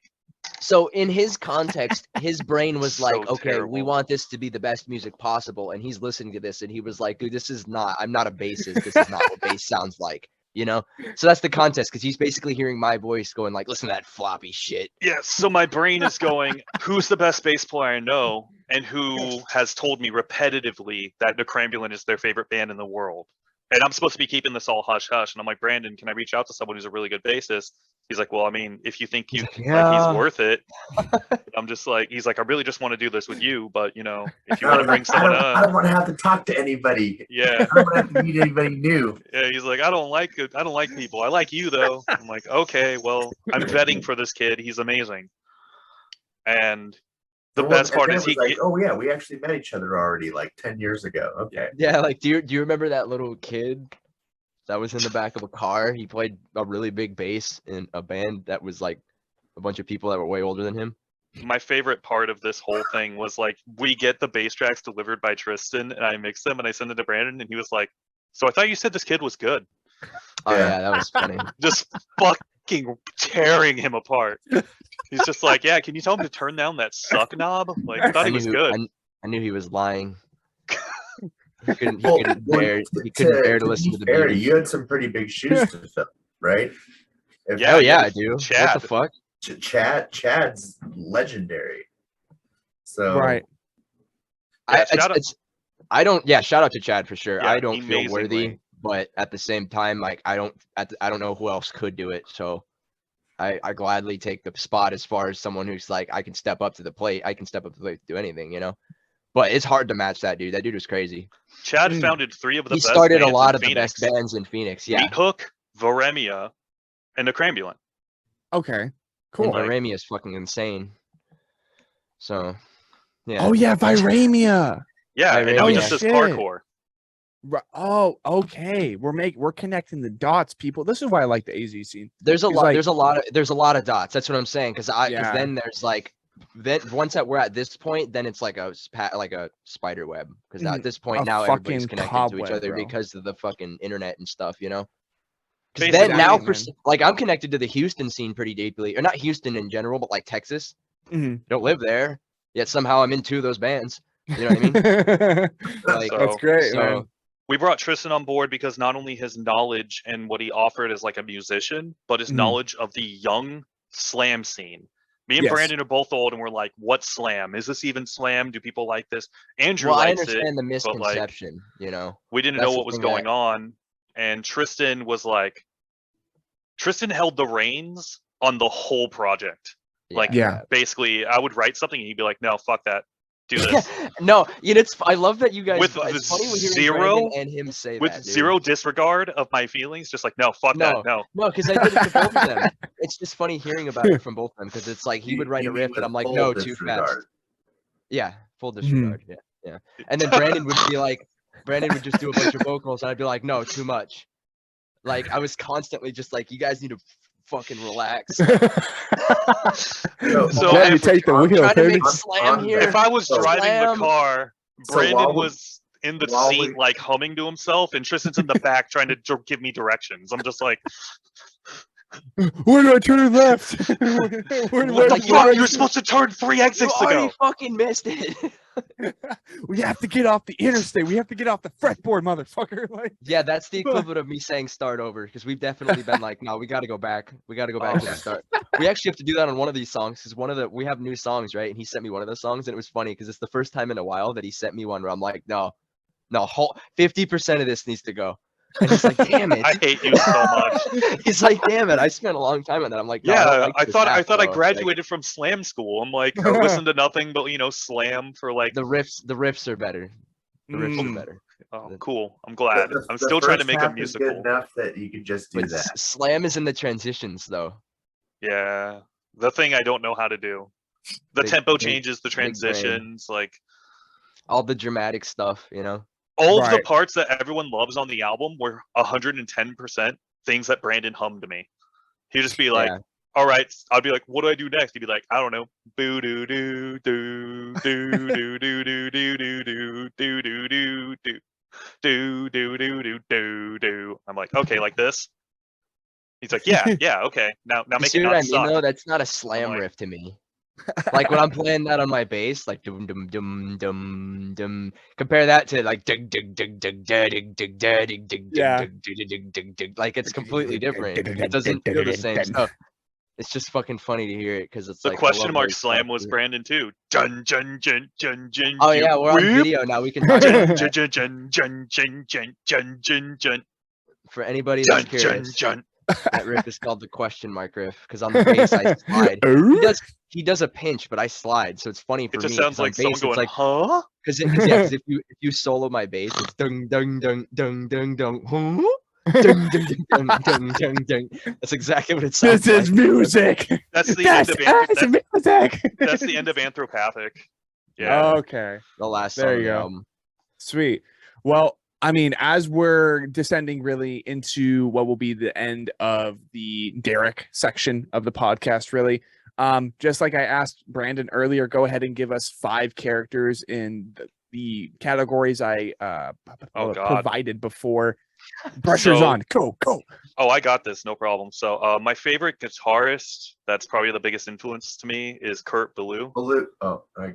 Yeah, he knew it. He already knew it. He's just like Kurt of He did say Converge. Baloo before. That Yeah. was cool. He knows because Brandon knows me. I've known him since 2009. He knows your influences better than he knows his own influences, apparently. He does. Like I can name his. Anyways, like I have a Converge wall flag hanging over there. They're my favorite band of all time. So Okay. Kurt is not only an amazing music producer, but a songwriter. I'm not going to go on. The running joke in the Phoenix scene is, oh, you met Derek? So have you heard of Converge? I shit you not. I love Bridge is good though. I love a They're good old running joke, man. They're That's fucking great. amazing. Dude, everything with me is a running joke. I'd go see Unholy Monarch and I'd You say are hi to the running band. jokes. And they would just be like, on the count of 3, everyone, shut up, Derek. Shut up, Derek. That's You are a great. joke times 2. I live to please. So yeah, Kurt Ballou would be probably, one of those people easily. Not only for his guitar work, but his studio production. And he can produce anything. He's produced everything from, Skeleton Witch, which is like blackened thrash, and he's done Animosity.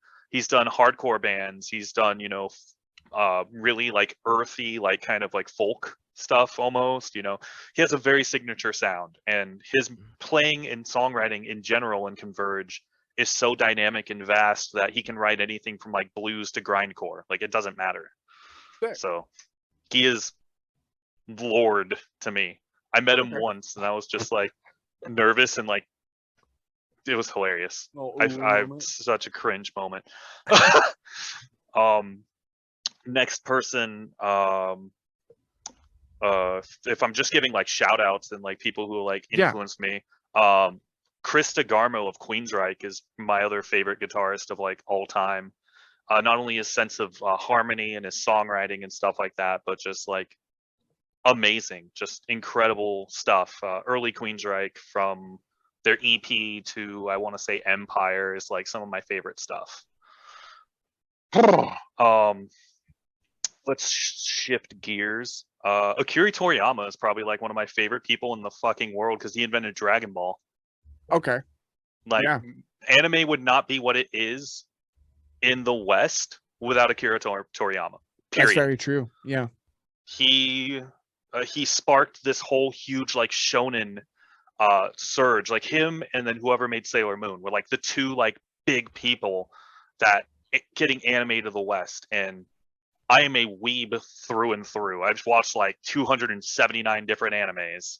Like or the I'm running working on my joke in list. the band is just like, yeah, if you haven't my anime list, go ahead and add me. Like Mhm. it's a great platform. So we're at 3. Yes. Let's see. It gets harder as I go further on because there's just so many things that are like really important to me. Hideo Kojima is probably his way of creating art in media and how he made Metal Gear Solid Tactical Espionage was just like one of the most impressive things I'd ever seen. No, we give it to him. Whatever. Storyboarding and telling things. It's your brain, dude. It's very, Mhm. very important. And then biggest and last shout out would be the other guys in Invirulant because they inspire me daily. Mhm. Sick. No, that's a Pretty good. I much think it. that's a great way to wrap that up that little moment.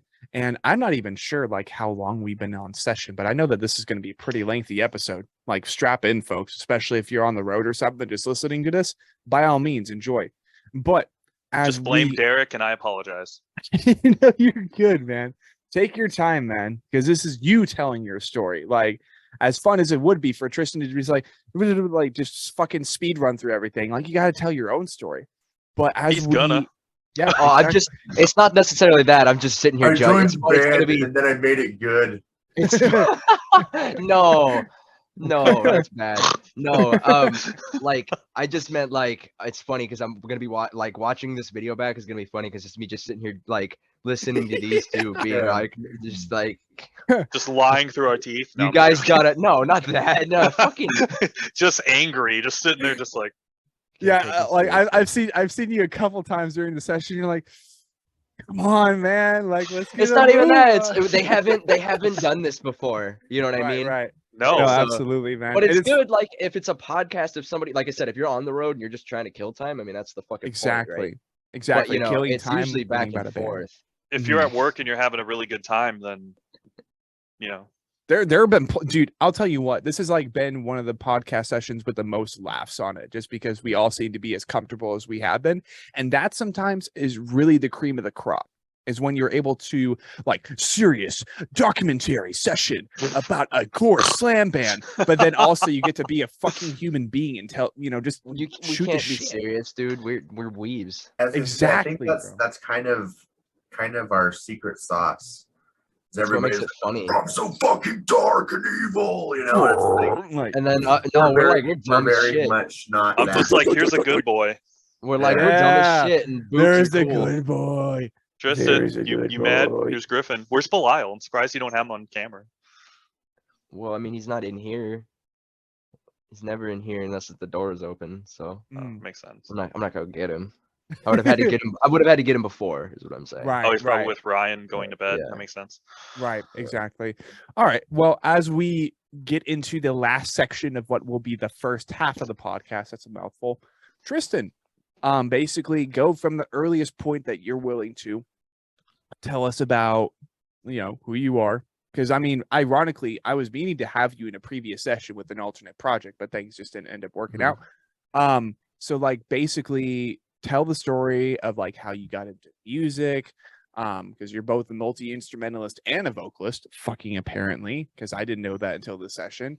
So like tell us about the earliest point really that you got into music and where you're from, where you were born and raised, all that fun, just Nat Geo shit. Really quick, I'm gonna go use the restroom. I'll have the headset on. I can hear you guys, but I will mute the mic. Oh, You're okay. not gonna hear it. He's like, Damn it. yeah, well, things are pretty, I'm 25, so things are pretty cut and dry for me. I'm not gonna lie. I mean, I've been pretty musical my whole life. So my mom is very musical. I was born by hippies, like straight up hippies, like deadheads, sick. So they're very, very musical in general, and they listen to a ton of music, jam bands. So I grew up listening to like the Grateful Dead, Fish, String Cheese Incident, Railroad Earth, like all this weird stuff, And I say weird, but it's good. I really like It's good. bluegrass. I don't like country, but I like bluegrass. Because I Bluegrass feel is so like much better than like country, man. a lot of metal people would laugh at this, but bluegrass is literally like the thrash of country. So it's like It really is. I can handle bluegrass. It's hyphy enough for me, Mhm. But I grew up on bluegrass, so it's kind of different. But I don't like a lot of the slower stuff, meaning like specifically country. I do like folk music though. Yes. So I folk grew up music is listening to dope. that, right? But my mom had also grown up listening to metal. Like my mom grew up listening to Sepultura and shit like that, Okay. So because when she was, coming of age, that was what was popular for in Right. like the alternative scenes, right? I mean, that makes sense. It checks out. It's like that was literally the same time in the fucking Stranger Things where it's like they had the, you know what I mean? Like the fictional time universe. That was literally what her time was. You know what I mean? So, Mhm. which is awesome. Fucking It's wish awesome. I wish I experienced that. Is what I'm saying. Yeah, But me she too, kind of man. like gave me that too. Like when I was a kid, she would listen. I used to listen to Disturbed and stuff. Yes. And that was always like really cool because I distinctly remember that, like just specifically Disturbed and Linkin Park. But But love she would this also, part. it was a lot of other stuff, right? Like my mom claims we would go to different shows. I don't really remember that because I was a kid, but we did go to a lot of metal shows and stuff. So basically what I'm saying is I was put onto it at a very early age, almost to Good. like a subliminal point. To like, even if I wasn't supposed to be a musician, like it's just like I've been listening to music since day one. No joke, you know? Right. Absolutely. And then when I was about, I don't know, 12 or something, I think I was like 10 or 11 or 12, Guitar Hero 3 came out. And I was playing a lot of Guitar Hero 3, and I was really, really fucking good at that game. And so this is where it kind of gets weird. So this is like an interesting piece of information that is also important to that. So my mom is watching me play Guitar Hero, and my mom has seen a fuck ton of musicians because of her background and all of that stuff, but also because my grandfather, my papu, is he was the keyboardist of Iron Butterfly, as well as like he's done a lot of musical stuff. Like he was a musician in the 80s, right? So my mom, the way that she words it is like she's able to identify it. She's like looking at it. So she's watching me play Guitar Hero, and she's like, "This is crazy. First of all, you're that good at that. Second of all, you're holding it left-handed, like my dad, which would be my grandfather." Yes. And she's like, "I think you can actually play an instrument."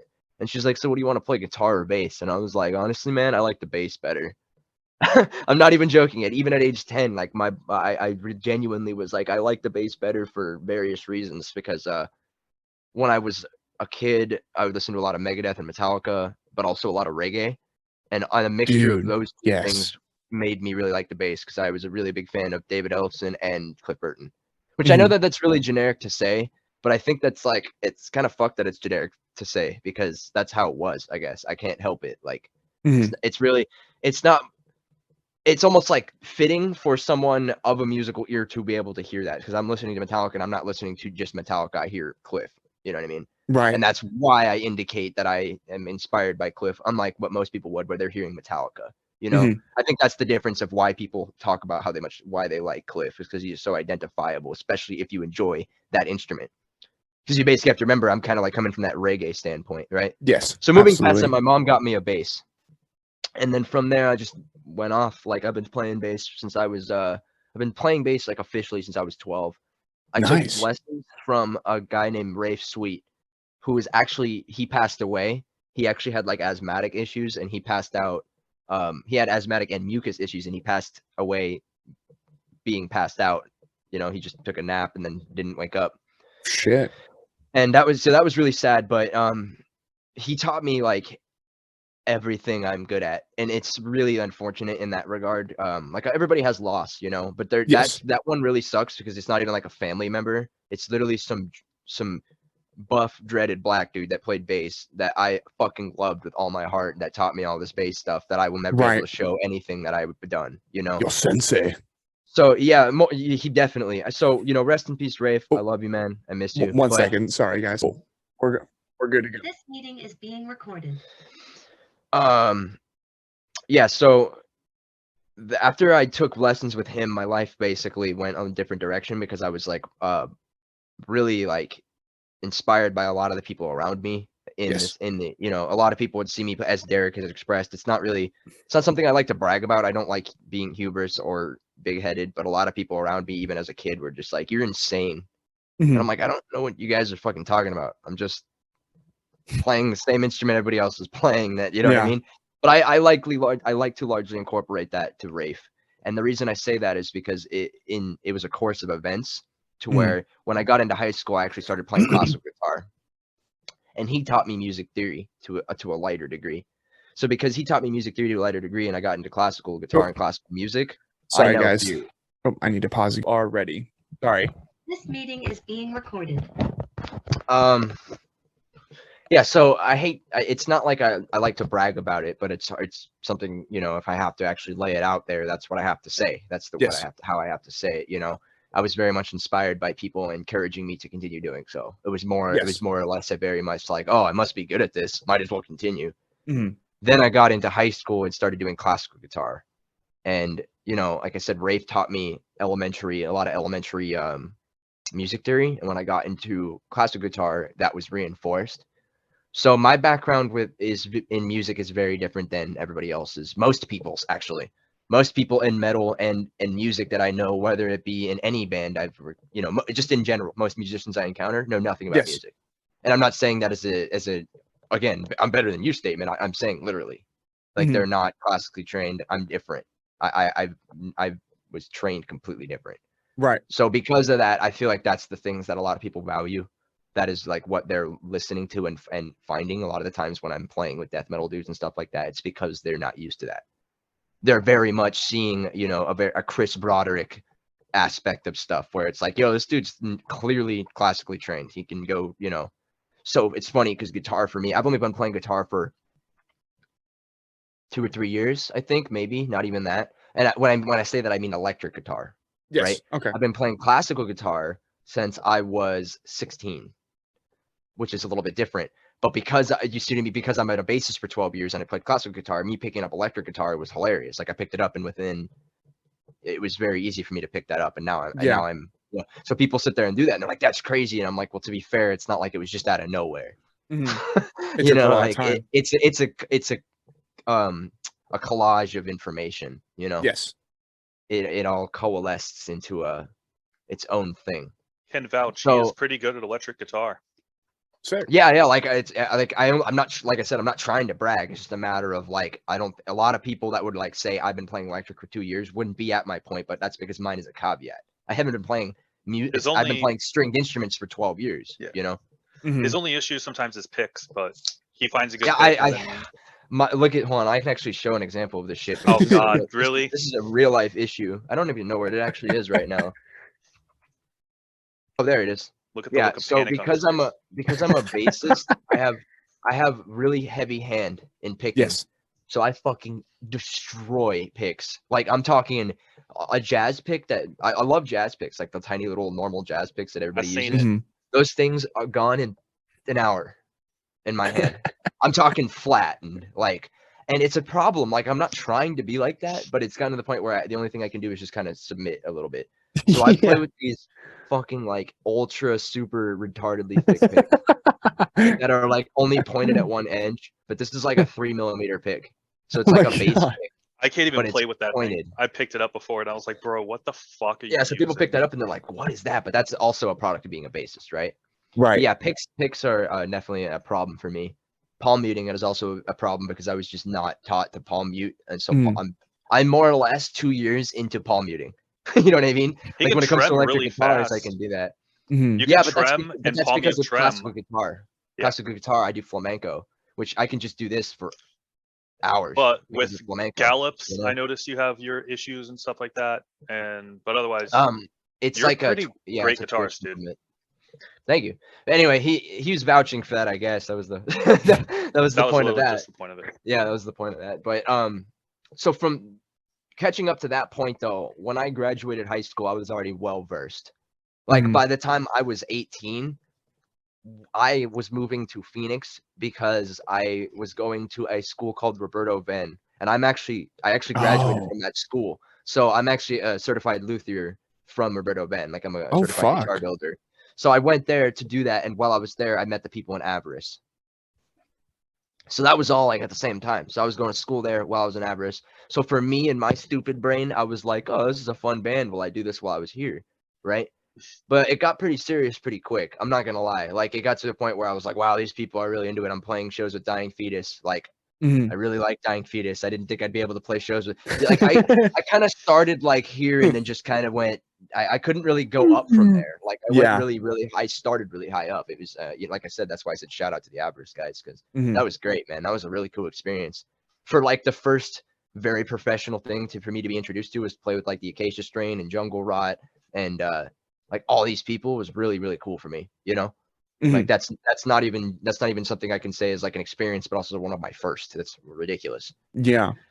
But I moved back to my then high school town, Farmington, New Mexico, for my then girlfriend. Terrible decision. Not going to talk about it, but that's literally what Yeah. happened. Like I made that decision, went back, abandoned all that, and I didn't talk. I obviously kept in contact with all of them, but at the time, the dudes in Avarice, which then Atoll, were pretty upset with me.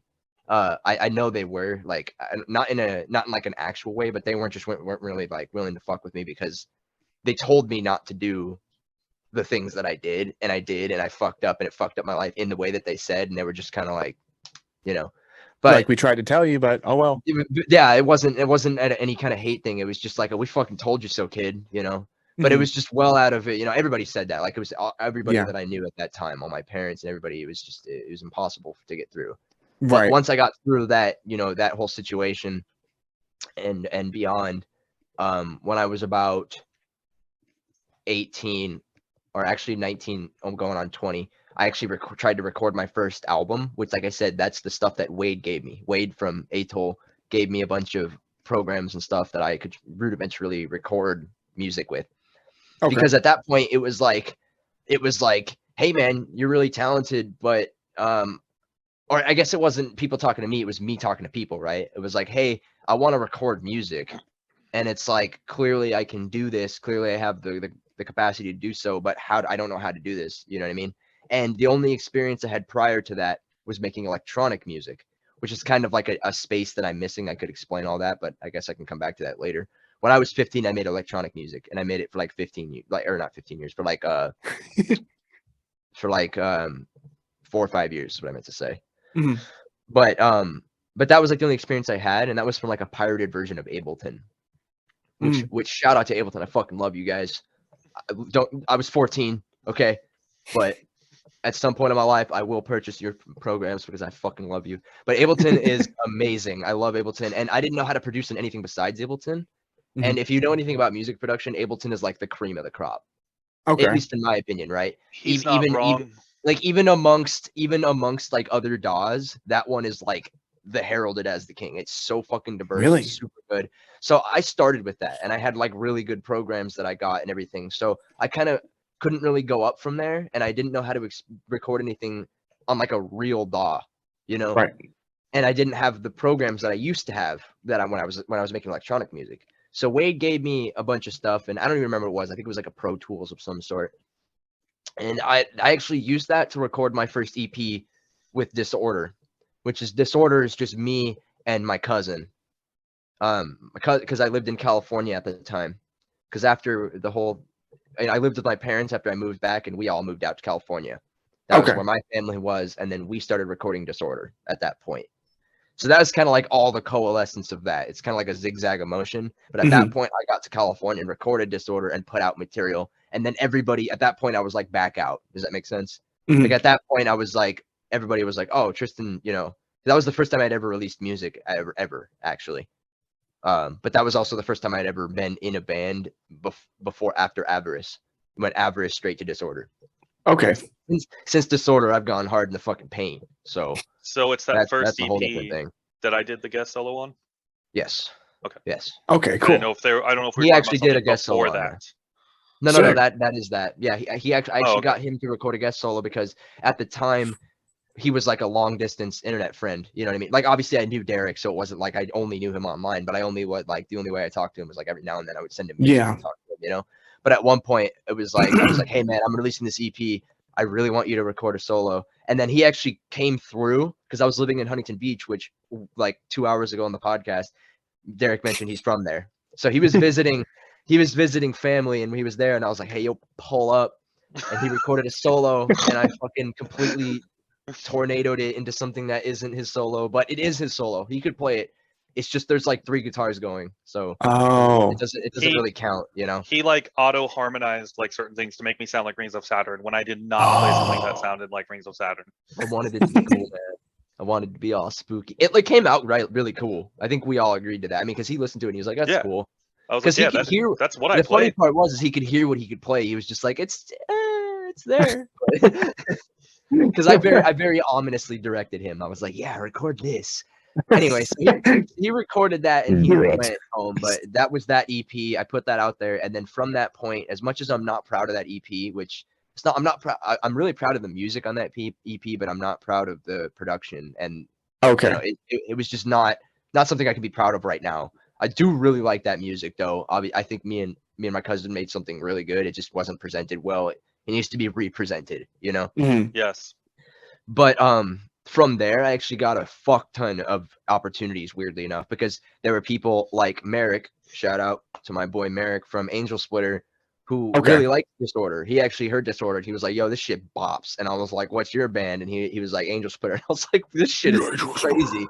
I was like, I don't know what this is, but I like this. And then a few years later, he's like, you want to play bass for this? And I was like, I would want nothing more in my fucking life than to put bass on those tracks. And that has been like the most thing that I'm most proud of outside of Invirulant for sure. Okay, And the cool. reason that Invirulant is up there to that is because Brandon is one of my heroes, if that makes sense, you know?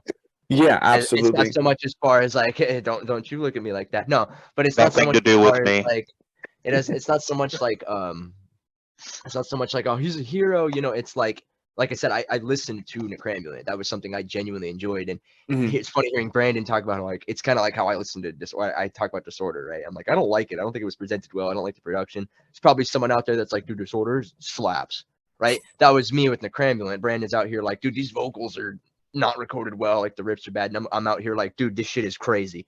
Like, I don't know what you're talking about. Like, I fucking love this shit, right?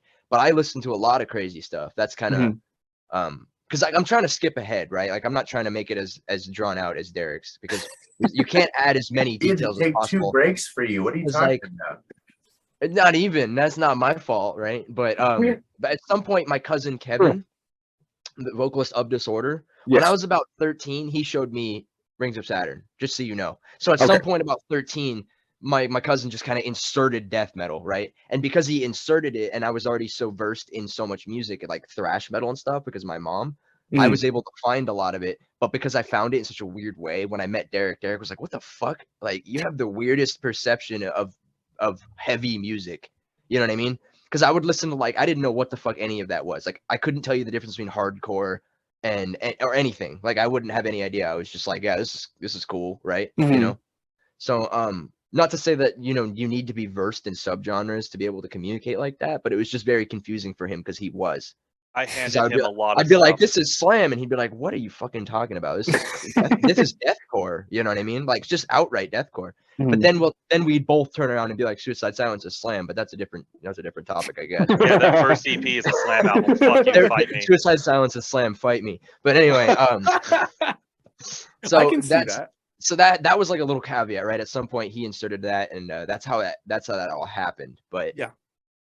Jumping up to that point, I did a bunch of stuff like Violent Pregnation, and you know, that was the project that you mentioned that we were gonna do all the podcast about and stuff. But I've been in a lot of stuff, man. I don't know how much of the shit I can shout out. I guess you know, it's too much of it.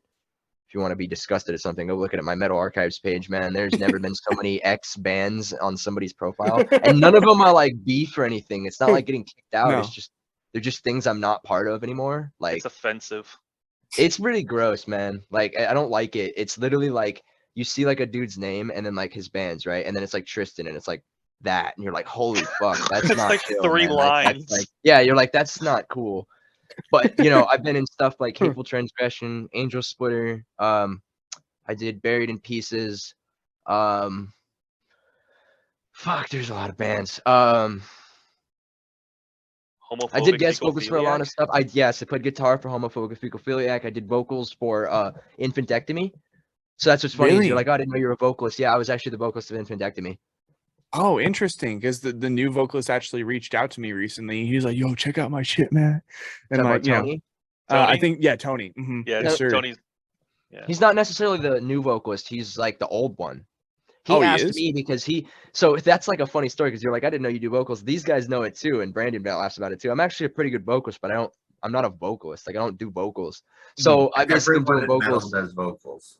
Yeah, you know what I mean? I do But vocals, and I'm not Tony- a vocalist. Tony's like, bro, you're fucking amazing. I want you to do vocals on this. And I was like, Mhm. yeah, sure. I would love to.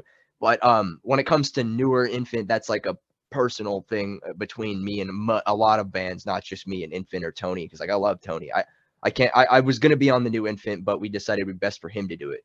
Mhm. Because going forward, if I'm not gonna be part of it anyway, it would be better for him to reflect that own music, right? Like if he's gonna be doing Yes. the vocals for that shit anyway, why wouldn't you record that?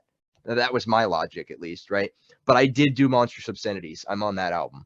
Okay, so So- yeah, I'll definitely and, keep an eye out for that. But I've done vocals on a lot of shit though. Like Give it's us like I do a lot of like little slippy vocals everywhere, right? Like I did vocals in Violent Pregnation. I do vocals in Invirulant.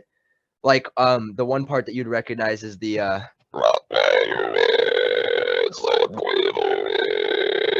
like that's me, but it's like you don't know it's me. It's not like it's advertised that it's me. Now I do. everywhere. Yeah, but But that's me. I do a lot of the quote unquote backing vocals for a lot of stuff. So that's what I'm That's credited cool. for on most things as backing vocals. I do a lot of layers for people, like for me and Jose, we did a lot of layers. Show us On the the zombie Vile album. vocals. I love your zombie vocals. Those things are gross, man. I know, just do it. You talk about the inhale one? Yeah. That one's the ugh. That's gross, bro. And then I you were can talking about feel Waking- that in my own So- throat, bro. So unlike Brandon's thing, mine actually picks up pretty well. And you were talking about Waking the Cadaver and stuff earlier. Yes. And it's like Waking the Cadaver is I wanted to wait my turn, right? But if it's my turn to suck off Waking the Cadaver, I love Waking the Cadaver. But I don't know if you've heard their first album, right? Not in Because its that's- entirety. See, that's what he's talking about. Like, most of the people, that's what they're talking about. Like, the new stuff is good, right? But they do, I can't even do that vocal without sounding like a joke. I just can't. I'm sorry, Don. You're great, but I can't do the like. I can't do it. I can't perform it, so I can't pretend to do it. But there's Tristan's like view that. of hardcore is just There's that like vocal. that side of it. Yeah, there's like that side of it, and then there's the side that I love, which is like a pipe drain. That's literally his vocals. It's literally like I just almost did crickets. I need to drink something. Slipping into it, but it's like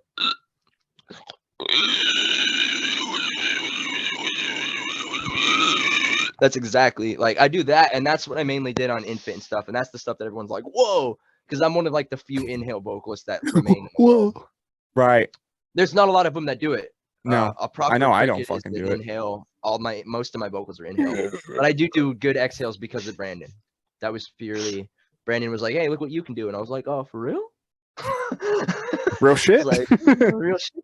Well, I can show you what he can't. Like, unfortunately, because I can do it, but I don't know if it'll be the same as him. But it's basic. It's literally like a scream yell low with a predator. So that's like our version of a predator, as opposed to the low intensity one. Like the low intensity one, like Esophagus does. Like I love Esophagus. Esophagus fucking slaps, but it's a lot like the actual vocal intensity is really low compared to like that's like a lot of volume, you know. I know. But that was the learn how to vocal. do That was the vocal that Brandon did to me in the car, and I was like, that. "What is this shit? God damn!" Goddamn. But so yeah, I mean, but tying that all together, trying to tie all the stories together, like that was what it was. Brandon did that in the car, and then later on, Derek hit me up and he was like, "Hey, you remember Brandon?" I was like, "Yeah, I remember Brandon."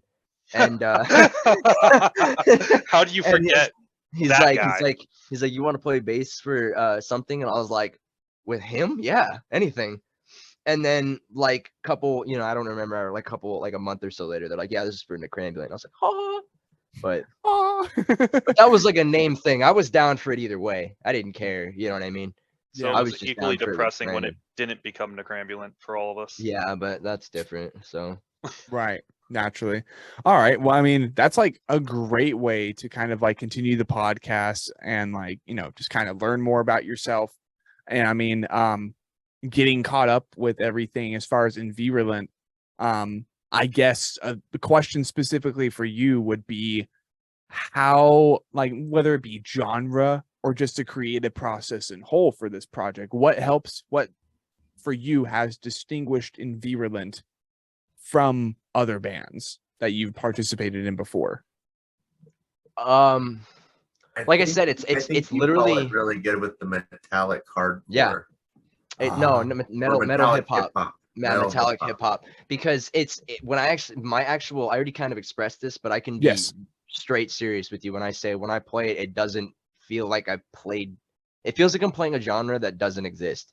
So I can't define it, because how am I supposed to explain it to people when it doesn't exist? Yeah. And I'm not sure how it came to be. Like I'm not sitting there trying to be like Derek's a visionary and he wrote a new fucking genre. I'm trying to say like I don't understand what it is. Like when I sit there and play it and listen to it, I'm like, this just feels very, very weird. It's very Well, like we've said, the process was Derek writing super brutal death metal stuff, and I was like, no. Try it at like 115. Okay, no, try it at 112. Okay, no, try it at 1. Yeah, if you take a lot of those feels. riffs, so like I'm trying to think of some of the riffs, right? Like Dehumanize. I was about to say Dehumanize. That thing was way faster. That was what it started at. It was like Yeah, that was I a was- really fun Because track. I was like, and now it's really slow. Now it's you see what I mean? So like you're not sitting down and writing a slammer if you're sitting down and writing like a brutal riff and then making it groovy. Yeah, no, I really like that that's what about we're doing. Invirulant so yeah, far. It's my not the same basis thing. is Like- my basis is in brutal death metal. So like Deeds of Flesh, Disgorge, Defeated Sanity, Severed Savior. You know, just these gods of the genre. That's where I pull my quote unquote riffs from. And then Mhm. also like Cerebral Incubation and Skinless, and Yeah, there's tons of these bands. right. Yeah, but like not to reiterate the point, but that's the only way I could describe it is kind of making up a term because otherwise Yeah. I can't describe it in a way that nobody understands. But it very much feels like metallic hip hop to me, which makes no sense. But it's like, Necro what would thug. hip hop sound like if if everything was replaced with death metal things? Kind of is how you could view it, Y'all which wasn't are necessarily our goal, but Mhm. at the same time, you know, that's kind of what it ended up like, and we kind of leaned into it as time went on. y'all think the ended up being funniest- the traders of slam. Yeah, it's funny because we wear balaclavas. We want to be the ghost inside of Slam. Interesting. Oh, Derek they're Ryan's good. words. They're good though. I mean, Basically in popularity and big, when it comes to the band, I'm trying to think moving forward, what made these other bands as big as they are? Like Mhm. Ghost Inside's just a hardcore band. Knock Loose, just a hardcore band. So what separates them? What makes them great? How Arf. can I dissect them? It's right. Okay, Mhm. memorable parts, memes. All right. Yeah. well, different we things like that. also treat this band. Or I don't actually no, I did say that right. We also treat this band more or less like a business than a band, which is how bands Yes. should be. But a lot of people don't understand that. Right. No, I And, agree. and I'm not trying to throw that out there as like free information for people or like flex on them. I'm saying that as like a real shit. You know what I mean? It's like you have to remember that when we launched this for a reason in the way that we did. Like it's funny, like I said, traders of slam, because it's not traders kind of leaned into their thing. They kind of found it, right? But it's like we were already out the get go. Like you said, like Brandon said it earlier. Like we're serious, but we're also absolutely stupid. And it's very clear that we're like unga boonga guys, you know. Yeah. Check Yeah, out these no. anime boobs. Check out this merch. You know, We wanted it sells really well. It helps Mhm. it helps with a lot of ways, with interactions, with it keeps things fun. You know, Mhm. I think Good we way to wanted do to it. make the overall image of like the music and lyrics and stuff like that be almost like a parody. So like it's so just tongue in cheek. It's as extracted amount of like the genre as like pure as like it could be, but because we're like poking at it and stuff, we're not being serious about it. Yeah. like, Everything again, has just like Like everything, all of us have the same personality that the things that we love, we just shit on mercilessly. the things that we find funny, we also all find funny. So it's hard to describe. But it's like you're looking at a super long title, right? And you're like, Mhm. that's a long ass title. We're sitting there in the background like, this shit is so fucking dumb. Like, no one's it's the most gonna say accurate that. sentence. No one is ever gonna say this shit. Oh, We're and then, just gonna like, when call we it the were- first, like Then when we were choosing like the single, we're like, okay, we got to make this one a little bit easier to like say. yeah, Like we gotta Brandon, make something dial it back. memorable. Dehumanizing. Yeah, that one's easily memorable, right? Some of them are really hard. Like you can only remember the first word. Most of the time, we just call it the first word anyway. But Well, Yeah. but Yeah, it's supposed to be a doesn't help parody that on most of itself. the words are made up, so Right. Exactly. And that's That's a funny another thing part it of too. does help. Yeah. No, it's great for marketing because that's really the meme of slam. You have to have, like, for starters, you can ride the tailcoats of the slam community by just having a band that's either just two words having something to do with the anatomy, or Ectomy. yeah, and then there's the ectomy suffix bullshit. I'm like, can you get the fuck out of here with that? Like, I remember being annoyed by it at first, but I'm like, okay, it's kind of part of the culture though. Well, see, that's So- kind of what that's kind of what I'm arguing here. Is it like kind Yeah. of part of the culture? To me, it is more like a joke, and that's Yes. kind of where I was getting at with my attitude towards music lately, which is why I Yes. departed from a lot of these bands recently. Because Invirulant again is a brand, not a band in that regard, and that we try to very much sell it though. So even though it has, like the brands still have to have really good theme music. We're just a brand with super fucking good theme music. Yes. That's kind of how focus that's how it heavily has on to go. marketing, demographic, like our It's still, business talk. we're still a band. We'd still play, But that Yeah. separates me. Not me, but just us in general. I don't want to do that anymore. I'm trying to make a band, not and something that is actually something I can put out to people, and not just another project that exists on the internet. And my fucking Metal Archives page, proves that I've tried the other way and it doesn't work that well. Right, exactly. If So you yeah, don't know and- the right people, it doesn't matter how many bands you have. You have to I do just- it like a certain way, you know? yeah, I want to say one thing in very particular that like I just feel is very warranted and it needs to be said. yes, When Brandon was in Invirulant, I'm not trying to say shit, not trying to start beef, not trying to do anything, but they were a local band playing local shows, and that was kind of the extent of it. He then joined that band, and through his vision and how he controls bands and marketing and media and stuff like that, they blew up to be such a huge band. So the reason why Invirulant is such a well-oiled and like operating machine is number one, Brandon, number two, Triston. I just write music, man. Like that is just all I do. Well, I and think I'm that's an what- ideas guy. That was something that Brandon, I don't think, was expecting of the combination when Derek was like, hey, I have this dude, you know, check out this guy. And then me and Brandon became friends, and Brandon's like, yo, this dude is the other business guy that I need. right, You know? exactly. So No, it because makes, not to like, we can't really talk about it. I don't know what we can say. I guess we can. It's not like anybody's stopping us, but we have other things in the background that we're working on that puts you in the forefront. That like Invirulant is the forefront of that master plan. You know what I'm Yes. saying? Like that's how it works. So right, absolutely. And I mean, yeah, that's a great way to continue the podcast session for sure. And what I think we'll go ahead and do is quickly pluck 5 characters in the major categories off of you, Triston. So go ahead and take it away, sir. Major bands. I know you've mentioned so many during session as we've been bouncing back and forth. yeah, that's what but- I'm saying. Like, unlike these guys, I'm like very streamlined in the sense that like you're like, oh, name, you know, if somebody's like, name your favorite band, I'm like, what fucking genre? What fucking proceeds what not to fucking name the 5 subgenre? bands. Yeah, exactly. Like, but so mine isn't necessarily bands, but I can definitely do like people because you know he said like anime directors and stuff like that. Yeah, and I get that. exactly. So A I big part guess- of my life. Like I'm not lying. I know, but as far as it's almost hard for me to reduce it in any number, whether that Right. be 20, 10, 12, 6, 3, 5, any number. It's almost hard for me to reduce anything. Just because say Right. it's Team so, Mahoyo and so be done with it. specific. You know what I mean? So as far as I'm gonna try to mention, like try to be diverse but specific. First person I want to mention, which is kind of random, is actually Marty Friedman. Marty Friedman has been a weirdly like huge influence on me as a musician. Marty Friedman being, you know, the guitarist of Rust in Peace and Megadeth. Yes. And when I grew up, Cacophony. me and my best friend Christian were really like big fans of him. And he was my guitarist. I didn't play guitar. I was the bassist. Mhm. So I just kind of watched him as he got to learn all the Marty Friedman stuff. And I was like, that's so beautiful. Like his writing is so beautiful. And shout out to Sanjay too. Sanjay Kumar of Wormhole. Okay. Because he's the only guitarist I've ever fucking seen or heard in any recording that has that same vibe. And I think that's worth mentioning. I've even said that to him in person. Like, not that it's like a weird sentence to say to someone, but either way, you know, he's really, really good. He's at that level, and both of them, I think, deserve commendation. So they're kind of one category because they're like Kumar's like the new version of him. Yes. There you go. Sanjay is the Indian reincarnation of not dead yet man. You know, Mm, love you, Sanjay. right. So Got So 3 more.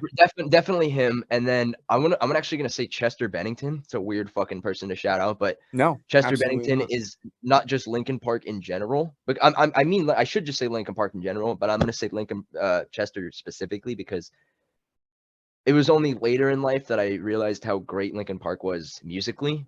When I was young, I didn't give a fuck about what was happening musically, but the lyrics really, really spoke to me. And as somebody who was like in a really dark place for most of my life, it was really good to have somebody that related to me. Yes. And, you know, it's kind of fucked up to talk about, like, not to take a dark turn into the podcast, but it's like, it's kind of fucked because that's what Chester would want to hear. I'm telling you right now, like, the sentence that I just said is the sentence that if I said to Chester, I'd fucking make him cry right now. And yet he's not here to say that. I wish that, like, people, you could gauge what you do for the world and, like, how you reach people. You think he would know, though, in his regard, because he's such a big person. But Mhm. Linkin Park and Chester was a huge part of my childhood and my life, and that actually connects to Kevin, the one person that showed me death metal when I was a kid. Yes. My cousin, he and his brother Justin showed me Linkin Park when I was just a kid, like 6. I'm like a little kid. I was like obsessed with In the End. Mhm. I Oh, love yeah. that song. I don't know why I was like so fucking obsessed with that song. It's a great song, And- man. It's a great song, but there was better. They used to get pissed off at me. They're like, "Bro, can you listen to like another song?" I'm like, "No, Eiffel 64." No. I'm blue now, but no, I did. I was an annoying ass kid, but what kid wasn't? You know? Eiffel 65 slaps. Yeah, I know. I thought so too, but nobody wants to hear it 400,000 times over. not even, especially not my mom. You know. Mhm. But That's so yeah, no, you got Chester, two more. Marty,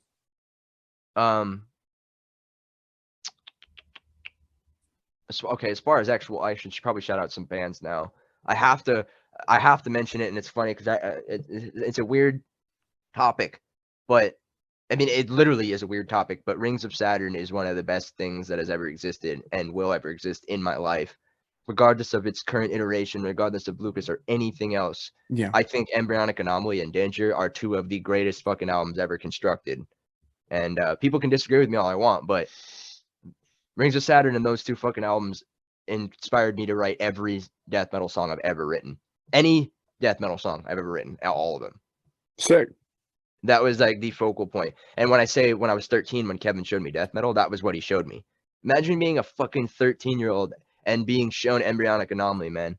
I don't know if it's just like a nostalgic or like, you know, you could blame it on that, right? Because like I feel like Derek sits there and he listens to it and he's like, this isn't all that impressive, right? Everyone has When I their listen first, to it, man. I'm like, but yeah, that shit is like orgasmic in my brain, dude. When I was 13 and listening to that, I was like, I've never heard anything in my life this heavy. And you know, you fast forward 13 years later, and I still agree with that statement. I mean, I can't even tell you how many metal albums I've listened to that don't match that brutality, you know?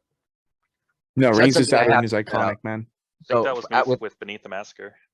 without a doubt, like, well, I love fucking Meet the Massacre is the same thing, but it's everybody's specific band, right? That one is mine, right? Right. You guys So only that like one- fast bands. Oh yeah, for sure. How Said the dude who ironic. said Summoning. That's the only band you mentioned. The That's only not band. fast at all. They have, well, that's true. No, it is literally like droney black metal. No, Tristan. I was like, it's got blood, and then I was like, never mind. No. Ironic. You guys both like such fast stuff. I can't keep up with it. It blows my mind after I'm like I've heard as much as I can stand. My brain's about to pop, and I look at the counter, and it's like 1 minute in. I have like a 4-minute song, and I'm like, dude, how do you even play this? Or like, I don't know. It's just my brain can't. You're Yeah. just playing the same Up with scale it. over and over and over. That's again. kind of me when it comes to listening to like Archspire or something very similar. I'm just like, holy fucking shit. And mainly because like the dude's basically fucking like Lil Dicky level speed rapping in heavy vocal. And I'm like, what the fuck? Fucking But- love Archspire. I fucking love Archspire's Archspire. great. Yeah, Yeah. I still need to listen to the entirety of their most recent record because for It's fuck's sake, so they did fucking it. good. It has like slam I'm parts in it sure. out of nowhere. I love it so much. Yeah, I'm definitely going to be checking out on the channel. More here more pretty of the soon. same, but nobody So asked him to Derek can change. vouch for this. I actually listen to most music slowed down. I'll run it through God, yeah, Dog. he does. and put it at like half speed. On YouTube, he'll like put it like 0.75. Point like, seven playback. five exactly on YouTube. all music. I rarely listen to anything at regular speed. It's just too much. I don't know if I have like autism or something, but like, No. it's just too much. Doesn't have to be like a thing about autism. I think like, I mean, It especially for overwhelms. someone, for someone with what you said, it was like 3 kids and 1 on the way or some shit. No, he has. Yeah, the other one's already there. The other one's Yeah. already there. He has 4. Oh fuck. Right. I've Okay. got one. So I mean, dude, you have 4 kids. Obviously, you're gonna want to slow down. That way, you can understand everything that's going on in your life. He has 6 like- technically if you count me and Tristan. I claim them There you as go. minutes. There you go, man. I think there's like 1 more for you to name off, Tristan. Yeah. I was trying to think of it. Trying to think of something that isn't fast, but it's impossible. I think the other one I'm gonna have to shout out. Like, it's hard, like I said, it's hard to say. Like, I don't even That's okay, man. honestly. You know, you just want to say Vomit the Soul. I already mentioned them enough. Yeah. I think everybody's gotten that point. If I haven't made the point across, Vomit the Soul's bass tone is the best thing ever made. But I don't know how that random Italian dude did it, but whatever the fuck you're doing, keep doing it. Chef's kiss. Yeah, I'm gonna say Havoc. I know it's a weird ass fucking random shout out, but like Havoc was fucking would. something Havoc was something that when I had found, I was like really fucking super happy because it kind of helped me get my love back of thrash. Because at some point I had lost it. I didn't like that anymore. I was like, oh, I'm into death metal now. I want something brutal. Give me those fucking heavy vocals, right? And then I found Havoc and I was like, I remember this shit and it's really good. And then like I just got really back into thrash and it helped me like realign my musical taste, I guess is one way to put it. Is that where Jotun's Blood came from? Is you rediscovering Havoc and shit? Partially because, upon discovering that is when I actually, because when I was, like I said, when I was listening to like Megadeth with my best friend and stuff, we would listen to a lot of different thrash bands, but I just didn't listen. I only listened to the ones that I used to listen to back in the day. You know what I mean? I wasn't listening to a lot of new ones. When I discovered Havoc, I was like, oh man, they're still making thrash. That's kind of like what went through my brain as a kid, right?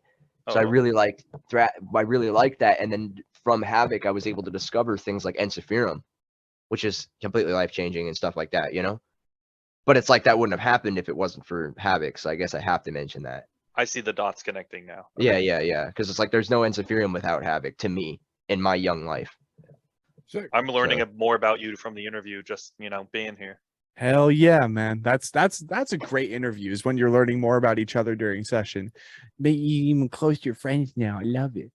But with that being said, thank you to all of the members in chat who have decided to tell us a little bit about yourself, tell your story as a musician, and how you ended up getting into Invirulant.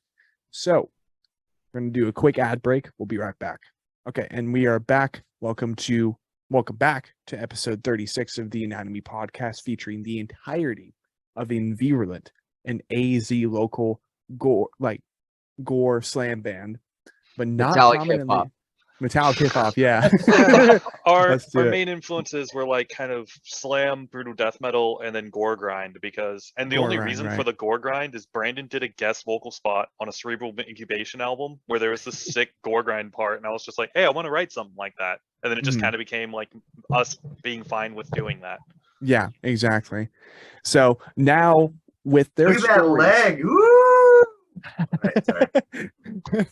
Whoa, where'd the leg come from? Where the leg come from, bro? As Right, we crop that. Crop now it. move Right. into No the feet. second section of the Anatomy Podcast, now we talk to Invirulant as if it's one person. So this will be like kind of collective answer, and hopefully there isn't too much chaos as you guys come to answer some of these questions.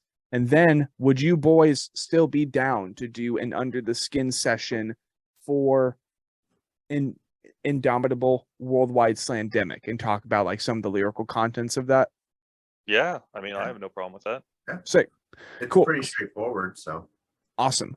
So in that case, we start off with the most in-person, basic, I would say, band interview question that you could ever ask. And we kind of already answered this earlier.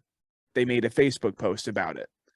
But what was the name that you got? What was the reason that you guys ended up coming up with the name Invirulant? Which Who one of us wants wants to to take take this? I like how Alright, they both I'll asked. go. Oh, man. I'll go. It was originally, the band was founded to be a reincarnation of Necrambulant. And then when that came off the table because of X, Y, Z reason we won't go into, we were like, all right, so what are we? And I think I'm the one that came up with the name. We were like shopping a bunch of different stuff. I don't remember. I'm pretty sure because I was talking to Tim of Praxis and Roll Butchering about some stuff, and he said, I think virulence or something like that. And I was like, Invirulant. And we just kind of, we bounced it around. There's a lot of different ideas, but the reason why it is because we had to change it, and we already had the album done when we had to change our name. But we had wanted it to also connect to Necrambulant if it couldn't be that. Yeah. That was kind of like a caveat. The main thing was, okay, so we already have the theme. We have all of our sound clips. We have all of our thing. It's a zombie album. We have to somehow stick to this, but we don't want to sound too much like we're trying to still keep the name, or we're trying to do this. We got to like somehow bring it all home. We got to, and then we came up with this lore, which Brandon will go into because I don't know it, but pretty much how the Invirulant virus is like a 2.0 or like a progression or something of the original necroambulant virus. Cool. Yeah. Awesome. And I think that is actually a great way, because we've covered really most of the questions that I've usually asked bands before without me even needing to, which is actually really cool. Ended up being more organic that way. So now, ladies and gentlemen, welcome back as it gets really dark over where I am. As I'm going into the is it Spotify. Podcast After Dark? Podcast We're After getting Dark. spicy in here. Absolutely, bro. So as we descend into Under the Skin, for those of you who are not familiar, this used to be a separate series on the Sean Cross YouTube channel, to where basically we sit down with the vocalist specifically and talk about the lyrical contents behind the album. But I've decided, as of recently, because of recommendation actually by my buddy Riley, big shout out to him, I decided to integrate it into the podcast itself. This is track by track lyrical analysis. So we are going front to back, lyrically speaking, lyrical commentary with the vocalist, and just dissecting this record, going further and further into the anatomy that is Invirulant. So the album is Indomitable Worldwide Slamdemic, one of my favorite slam records. I think or metallic hardcore, metallic hip hop, as Tristan was mentioning. It's one of my favorite albums in the genre, whether it be because the band is from AZ, whether it be because the production I think was done really well, whether it's because of the small details that I mentioned in my front to back session that really helped distinguish this album from others I've heard before. Very similar to Authority through Intimidation, or even Prenutius Infinity, which I would argue is in the same realm of music. All of these records have one thing in common. It's about a very violent event. It's something that cannot be helped. It is gory. It is a tragedy. But yet the music still ends up being groovy. It still ends up being fun. So this is another record that I'm definitely adding to the list as far as just really, really cool and stand out records in the slam scene, in the brutal death metal scene for me. As we get started into this, Brandon, go ahead and give me a back of the book summary, right, for this record. What's a quick summary to describe what the events? So I'm stoked on this. We Put it in have video this- game back format. Yeah, right. So we have like kind of what we talked about before is, and when everyone just throws in all their favorite things, it can be kind of a mismatched bowl of soup, right? So like with this, we're like, well, we have a lot of overlapping influences. What are our overlapping influences? And we narrowed it down to a few things. And then as far as writing lyrics, that's kind of, I just stuck within our little, family of shit that we all agreed on. And that was it. So we have this idea of a, obviously zombie themed, right? But they spread with like these worm. Did you ever watch that show, The Strain? As a Guillermo. Okay, yeah. So that was a really cool show, and I really liked how they took their spin on zombies, and it was like very Resident Evil 4 almost. Shout out Resident Evil. I tried to roll that into it a little bit. So as you read through the lyrics, you'll see it kind of starts with like this describing the types, describing what an invirulent is, and like the transformation process and all that. But you can't read it. You can't read the lyrics because like half of it shit's like not real words. Like you'll read it, you'll be like, I get the idea of what you're saying, but that was the fun tongue-in-cheek part of it, because I know everybody tries to flex super hard with like, oh dude, I've got the medical thesaurus, and I'm just like whipping them out.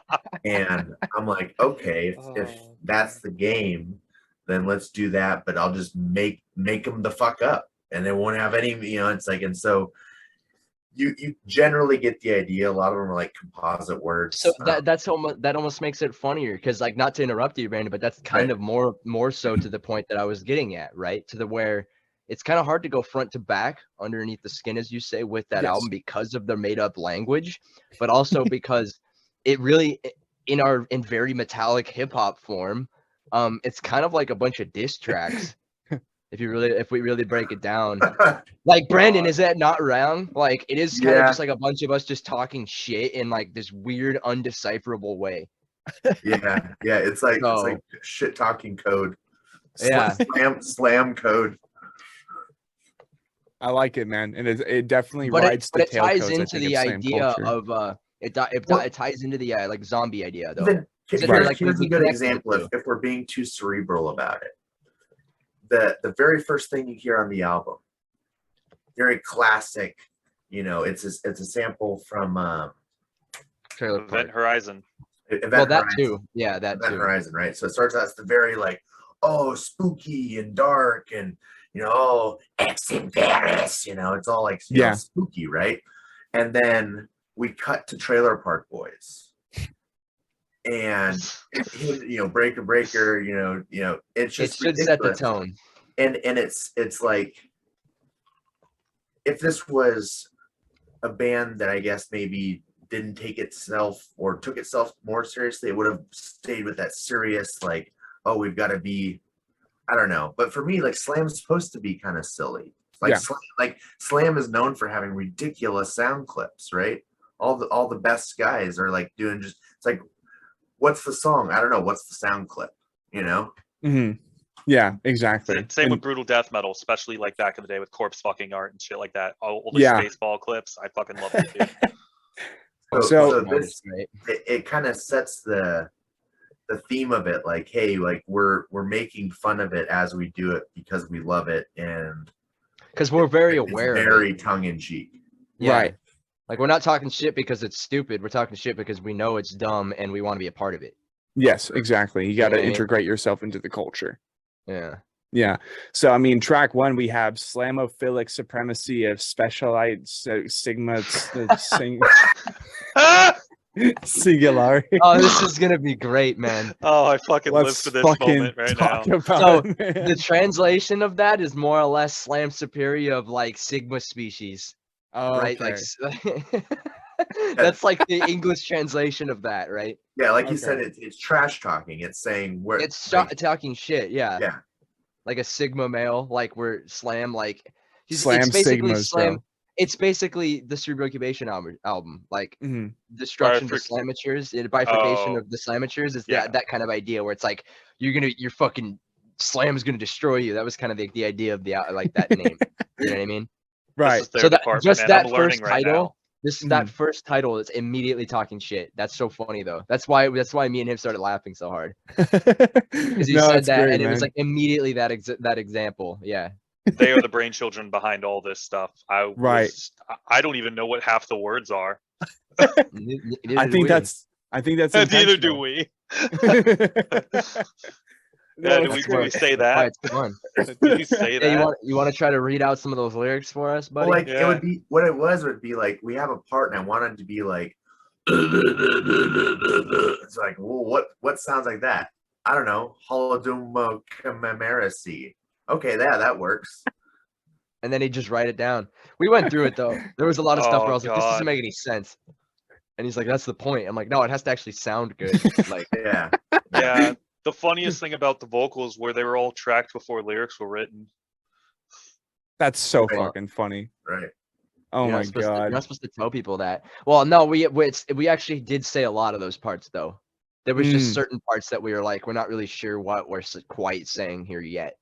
You know? Yeah. It was like, and I mean, dude, I remember when this album first uploaded to Slam Worldwide. I'm like, this is literally riding the tailcoats of Slam Worldwide in every fucking Slam trope. It's like fucking just woo, like, just like this is absolutely the ultimate just Sigma male Slam record. Shout out to Joseph. Yeah, we tried as hard as we could to literally just like take Slam and condense it in like what would be its like pure form. And that's what I was thinking too. I thought most of this album would be like making fun of most of the iconic bands and shit. But I mean, I'm glad it decided not to, I guess. But that It's actually like, talking shit up to mostly just society in general, not bands. right, exactly. And I think that will be like great as we continue to dive into this record. So as we kind of get through slamophilic supremacy of specialitas sigma singularity, we then Specialitis, I think It's is it. it's specialitis That's how I singulari. see it. specialitis. Okay, that makes more sense actually. I don't know why I was reading it like that. Specialitis. Or It's hard as fuck to say. Yeah, So I don't Yeah, feel like he- I don't know supremacy of why I was specialitis misreading the singulari. word that He's a was fucking totally made asshole. up. Yeah. But okay, so we have the intro track, and that's kind of like, this is happening. There's no escape. And then Yeah. next Well, track, and which was it starts in space, right? So you have like okay, like Venom or something, right? You Yeah. have this asteroid carrying a plague, some kind of worm, some kind of symbiote on it, and it comes and it crashes on Earth, starts fucking everything up. both in a literal and figurative sense. Mostly But- literal. Mostly literal. There you go. So next track, and this was really my introduction to this band, right? This is Dehumanizing Absorption by Chimerical Dysgenesy, which that title I completely Hey, understand. I You like said that it one. right. That was Yeah. the point of that one. Yeah, that was supposed to be Yeah. able to be said, you know. Mhm. But again, One it's that it's was- talking shit, but it's double entendre. Remember how I was saying that? Yes. So it's like on one hand, if you read it literally, it's Mhm. talking shit. But so the actual translated to that is like, it's hard to actually translate that one as a title. It was supposed to be like catchy, if anything. Well, when But, I look at the title, it's like Dehumanizing Absorption, so like maybe turning to, someone into muck. Yeah. Hey, that's a good Chimerical word, and that That is is- something. Dysgenesy. Yeah, muck we use. We do use Muck. actually. Yeah. Like, you know, that type of thing. It's great. I like it. But speaking for, I guess, whatever narrative there could be going on behind the scenes, is this about like scientists like trying to figure out a cure to the Oh yeah, no. Invirulant? So in number two, dehumanizing. So you're absolutely right. It's the absorption into kind of like this monster. Yeah, I had to go look at the lyrics because I Chimera, was like, right? I'm trying to remember. But yeah, it's like that's the The- point at the- which it's absorbing both the virus and the alien conform into each other. And yeah, That was the what it lyrics was, Kind of yeah. trace the transformation of someone turning into an Invirulant. And I can only imagine that it doesn't go so well. Yeah, No. there's a lot of glorping and secretory stuff. So Yeah, that's what I'm Right. so if we go through it, that's what I'm saying. So basically you imagine that the alien and the virus are conforming and combining in flesh, right? Within flesh. But a lot of it is just gross shit. Metabolism debriding, perversity swollen, blisters ripening, humanity stolen, you know, stuff like that. It's poetry, baby. I love What's it. funny is there's Chef's like kiss. it seems like there's a second meaning, even though like it probably wasn't intentional on our end, Mhm. where the first song is almost me or us in general, like by the numbers, trying to recreate almost an acrambulant type sound, because it's the very first song that I ever wrote before even Triston was involved or any of that. And I was just studying the band and being like, how do I write like this? And to say that Slower. the second song, exactly, to say the second song is like, you know, the virus coming into its own, that's true songwriting wise coming as into well. our own. I Mhm. 100% started veering from that path and started writing how the band would grow to be. Sick. No, I like So- that. And I mean, in that case, like you said, the meaning of this song could double up as like everybody kind of just becoming Invirulant, which I love. That's great for narrative purposes. That's great for the Well, history of the band. literal definitions that everything is becoming invirulent, but the Yeah. subentendric ideology is that everyone is like the same. They're all cheap and dumb. That's kind of like the idea of that song. Right. In the literal talk shit term, you know what I mean? Yeah. But it is the Sick. virus itself coming together. Yeah, no, I love to hear that. and just such a great track. I think that was the best intro track, and I'm glad that Thickening is probably has one of my favorite parts. And Thickening is That's my next. favorite song. And Thickening is so good. So I'm gonna try to definitely say this one. So in Thickening, Secretary, Tentacalical, Ovinophorus.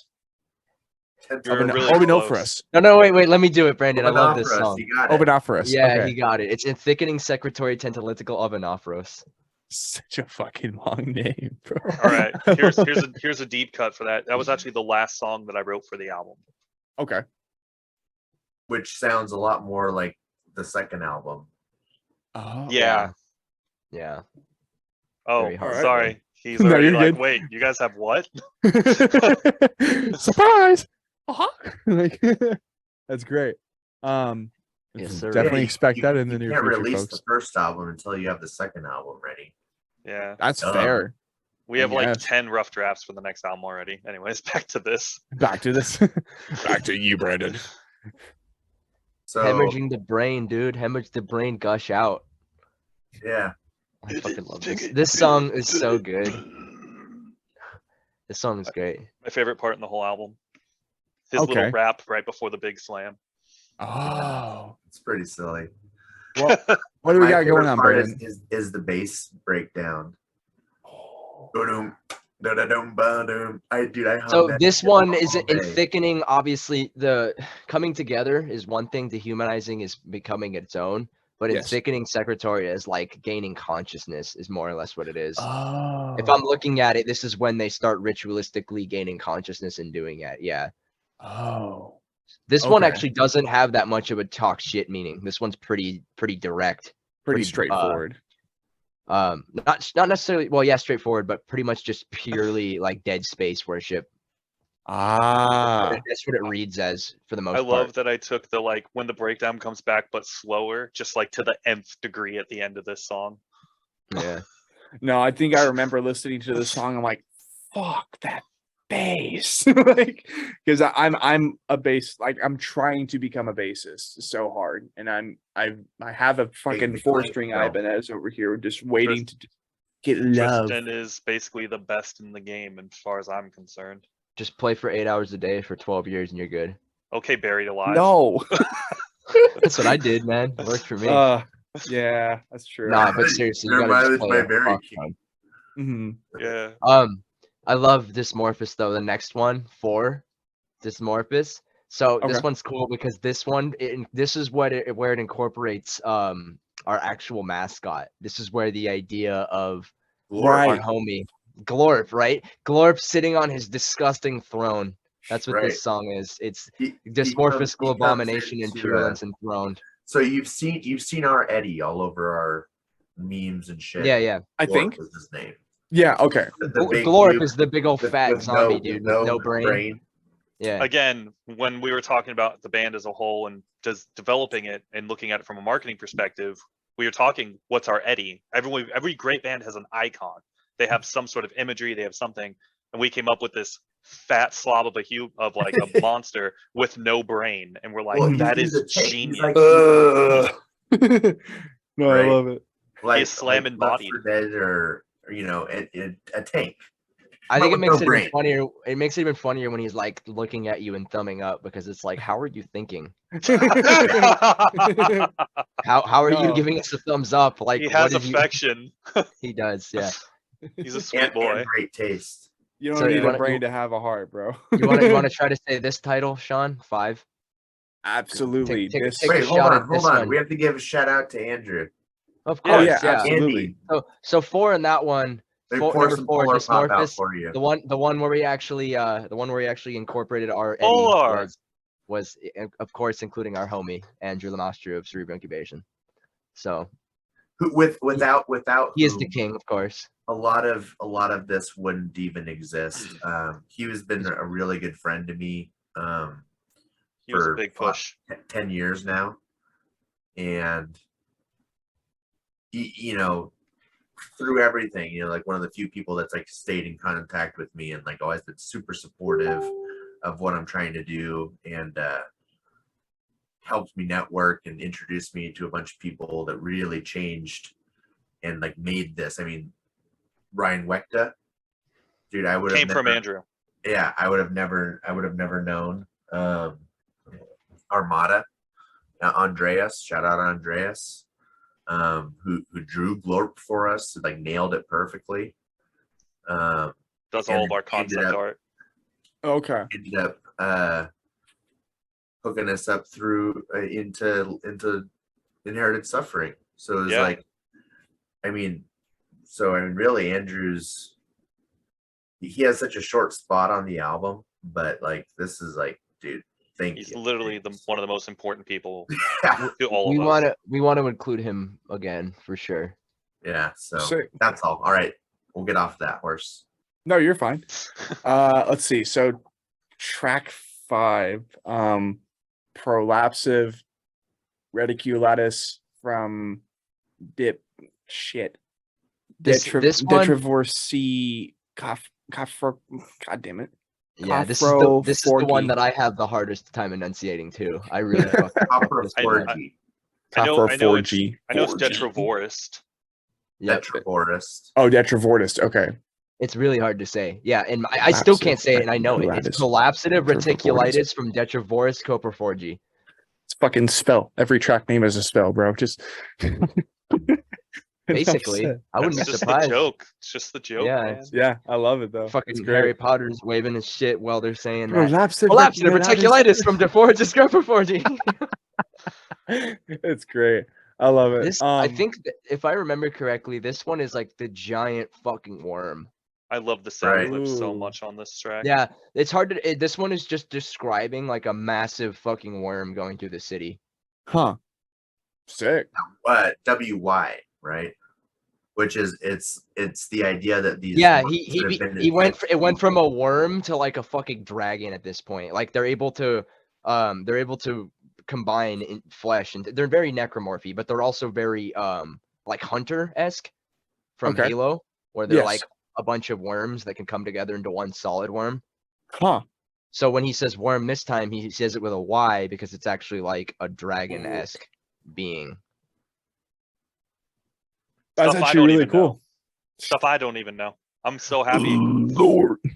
Yeah, I told Derek, he's like, so what are the lyrics about, bro? I'm like, it's all about poop and pee. And And I he's was like, like- what the fuck, man? Like, I spent so many years of my life writing this. You're gonna write about poop and pee? Actually, I think a lot of 6 is about poop and pee. Oh my there's god. there's a lot of poop and pee in there. Yeah, but- 6. Read 6's title for us because that's fun. It's easy, but it's fun. Okay. So I'm right now on the Slam Worldwide YouTube channel checking out the insufferable morphogenetic extermination of obsolete inferiority. Yep. Yeah, that was It's also easy to supposed to be say. another single. But it's super, super good. Yeah.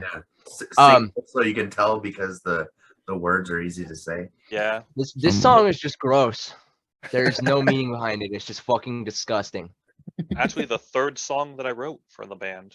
This was Okay. the one where Brandon was like, I'm gonna write about poops and butts and farts and puking and you can't say anything. I was like, all right, bro, go for it. This is the one where But- I was just but like, it I wanna does- make sure but it no does other have one of guitarist my can play it. This one does have one of my favorite lines though, and that line is isometric terror maggot. I love that line. That one is actually one of the only inhales I do on the album. Yep, that's true too. But I do Okay. it through my nose because I don't know how to do it. How many different vocal styles do you do on the album, just for record? Probably like 4. Brandon? Four, So you four really, really solid ones that we do over and over. Yeah. do Predator, Exhale, So Inhale. there's OG. You got to do the OG one. OG There's gut. like my. Then one. there's the necrambulant gut, and then there is Predators. predator vocals, and then there's basically like a combination of other bunch of weird shit. Like he does a couple inhales and a couple angry turkeys that all kind of sound the same. I love the So names that we've Angry come up Turkey with. is a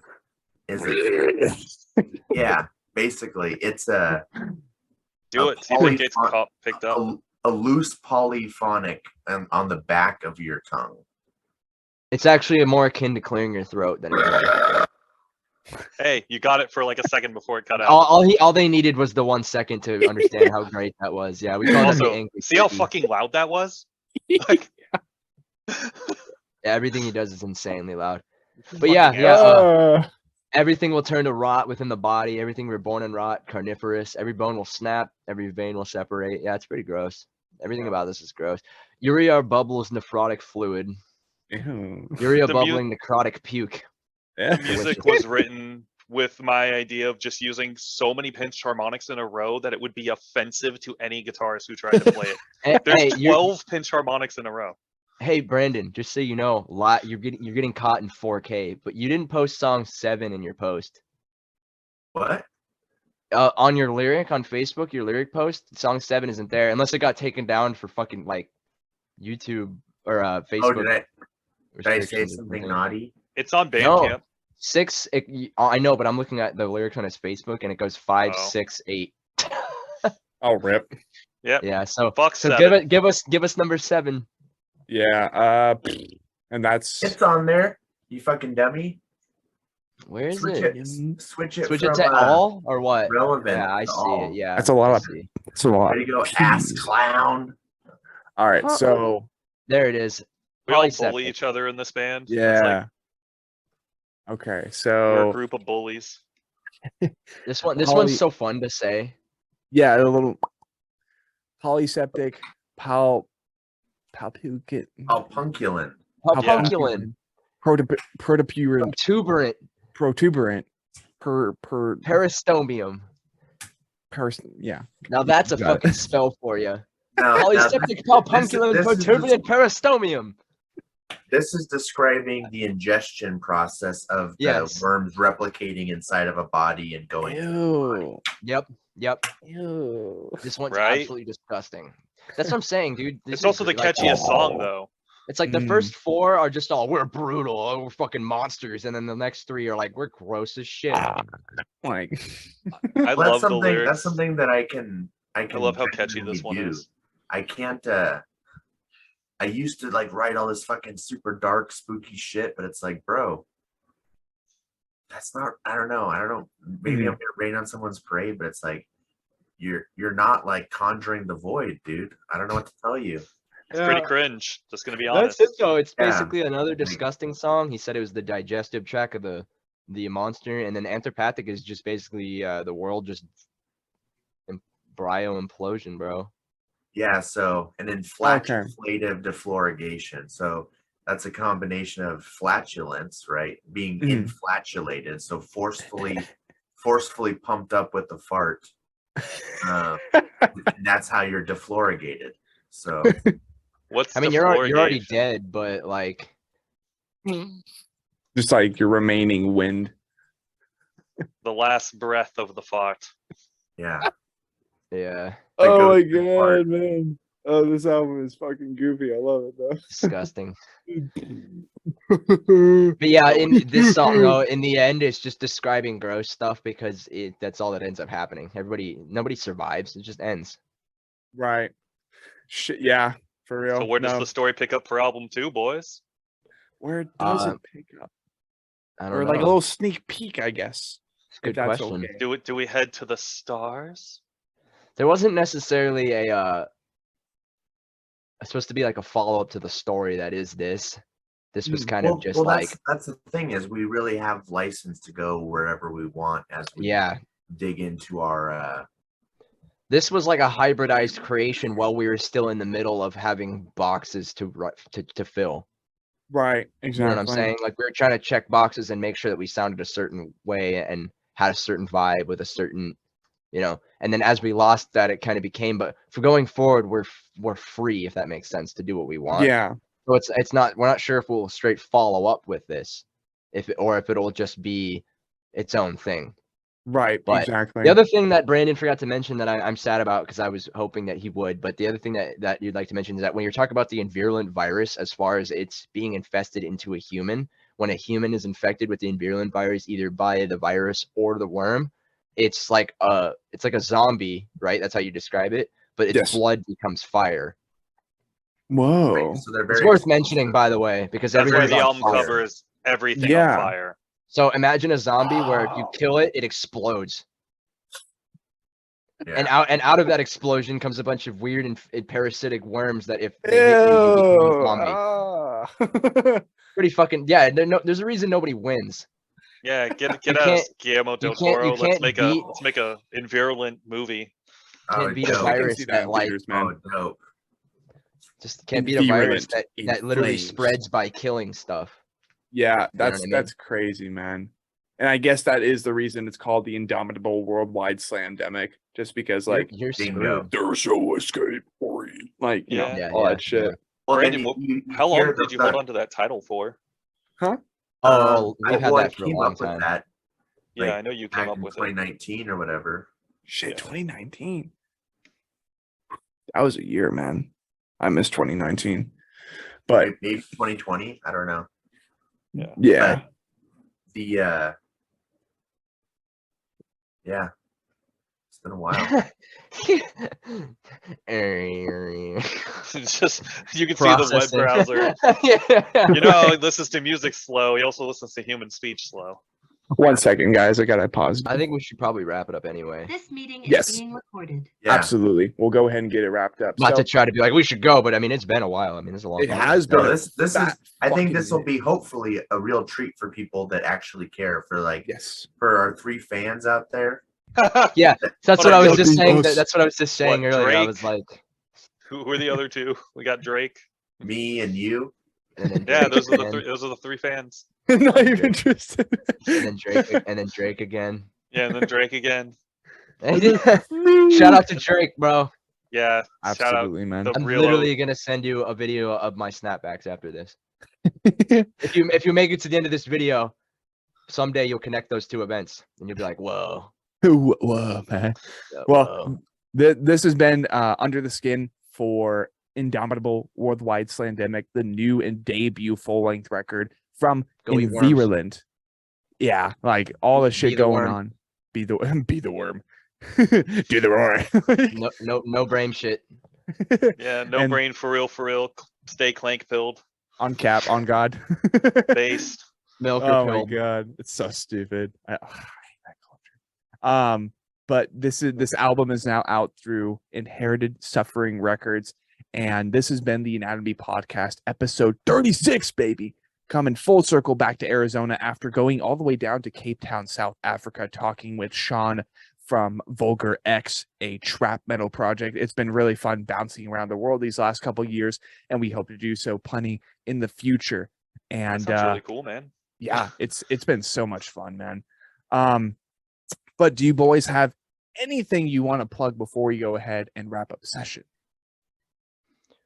I mean, fuck, man. It's hard to shout out everybody that we haven't already shouted out. I feel like we tried to do our best to cover Yes. everybody, Yeah. but you know, shout out to Andrew, shout out to Andreas, you know, shout out to Alex, shout out to, you know, Wekta, shout out to everybody that made this album possible. You know, as much as we play it, there's a lot of people behind the scenes that play stuff that it wouldn't exist in its form without them.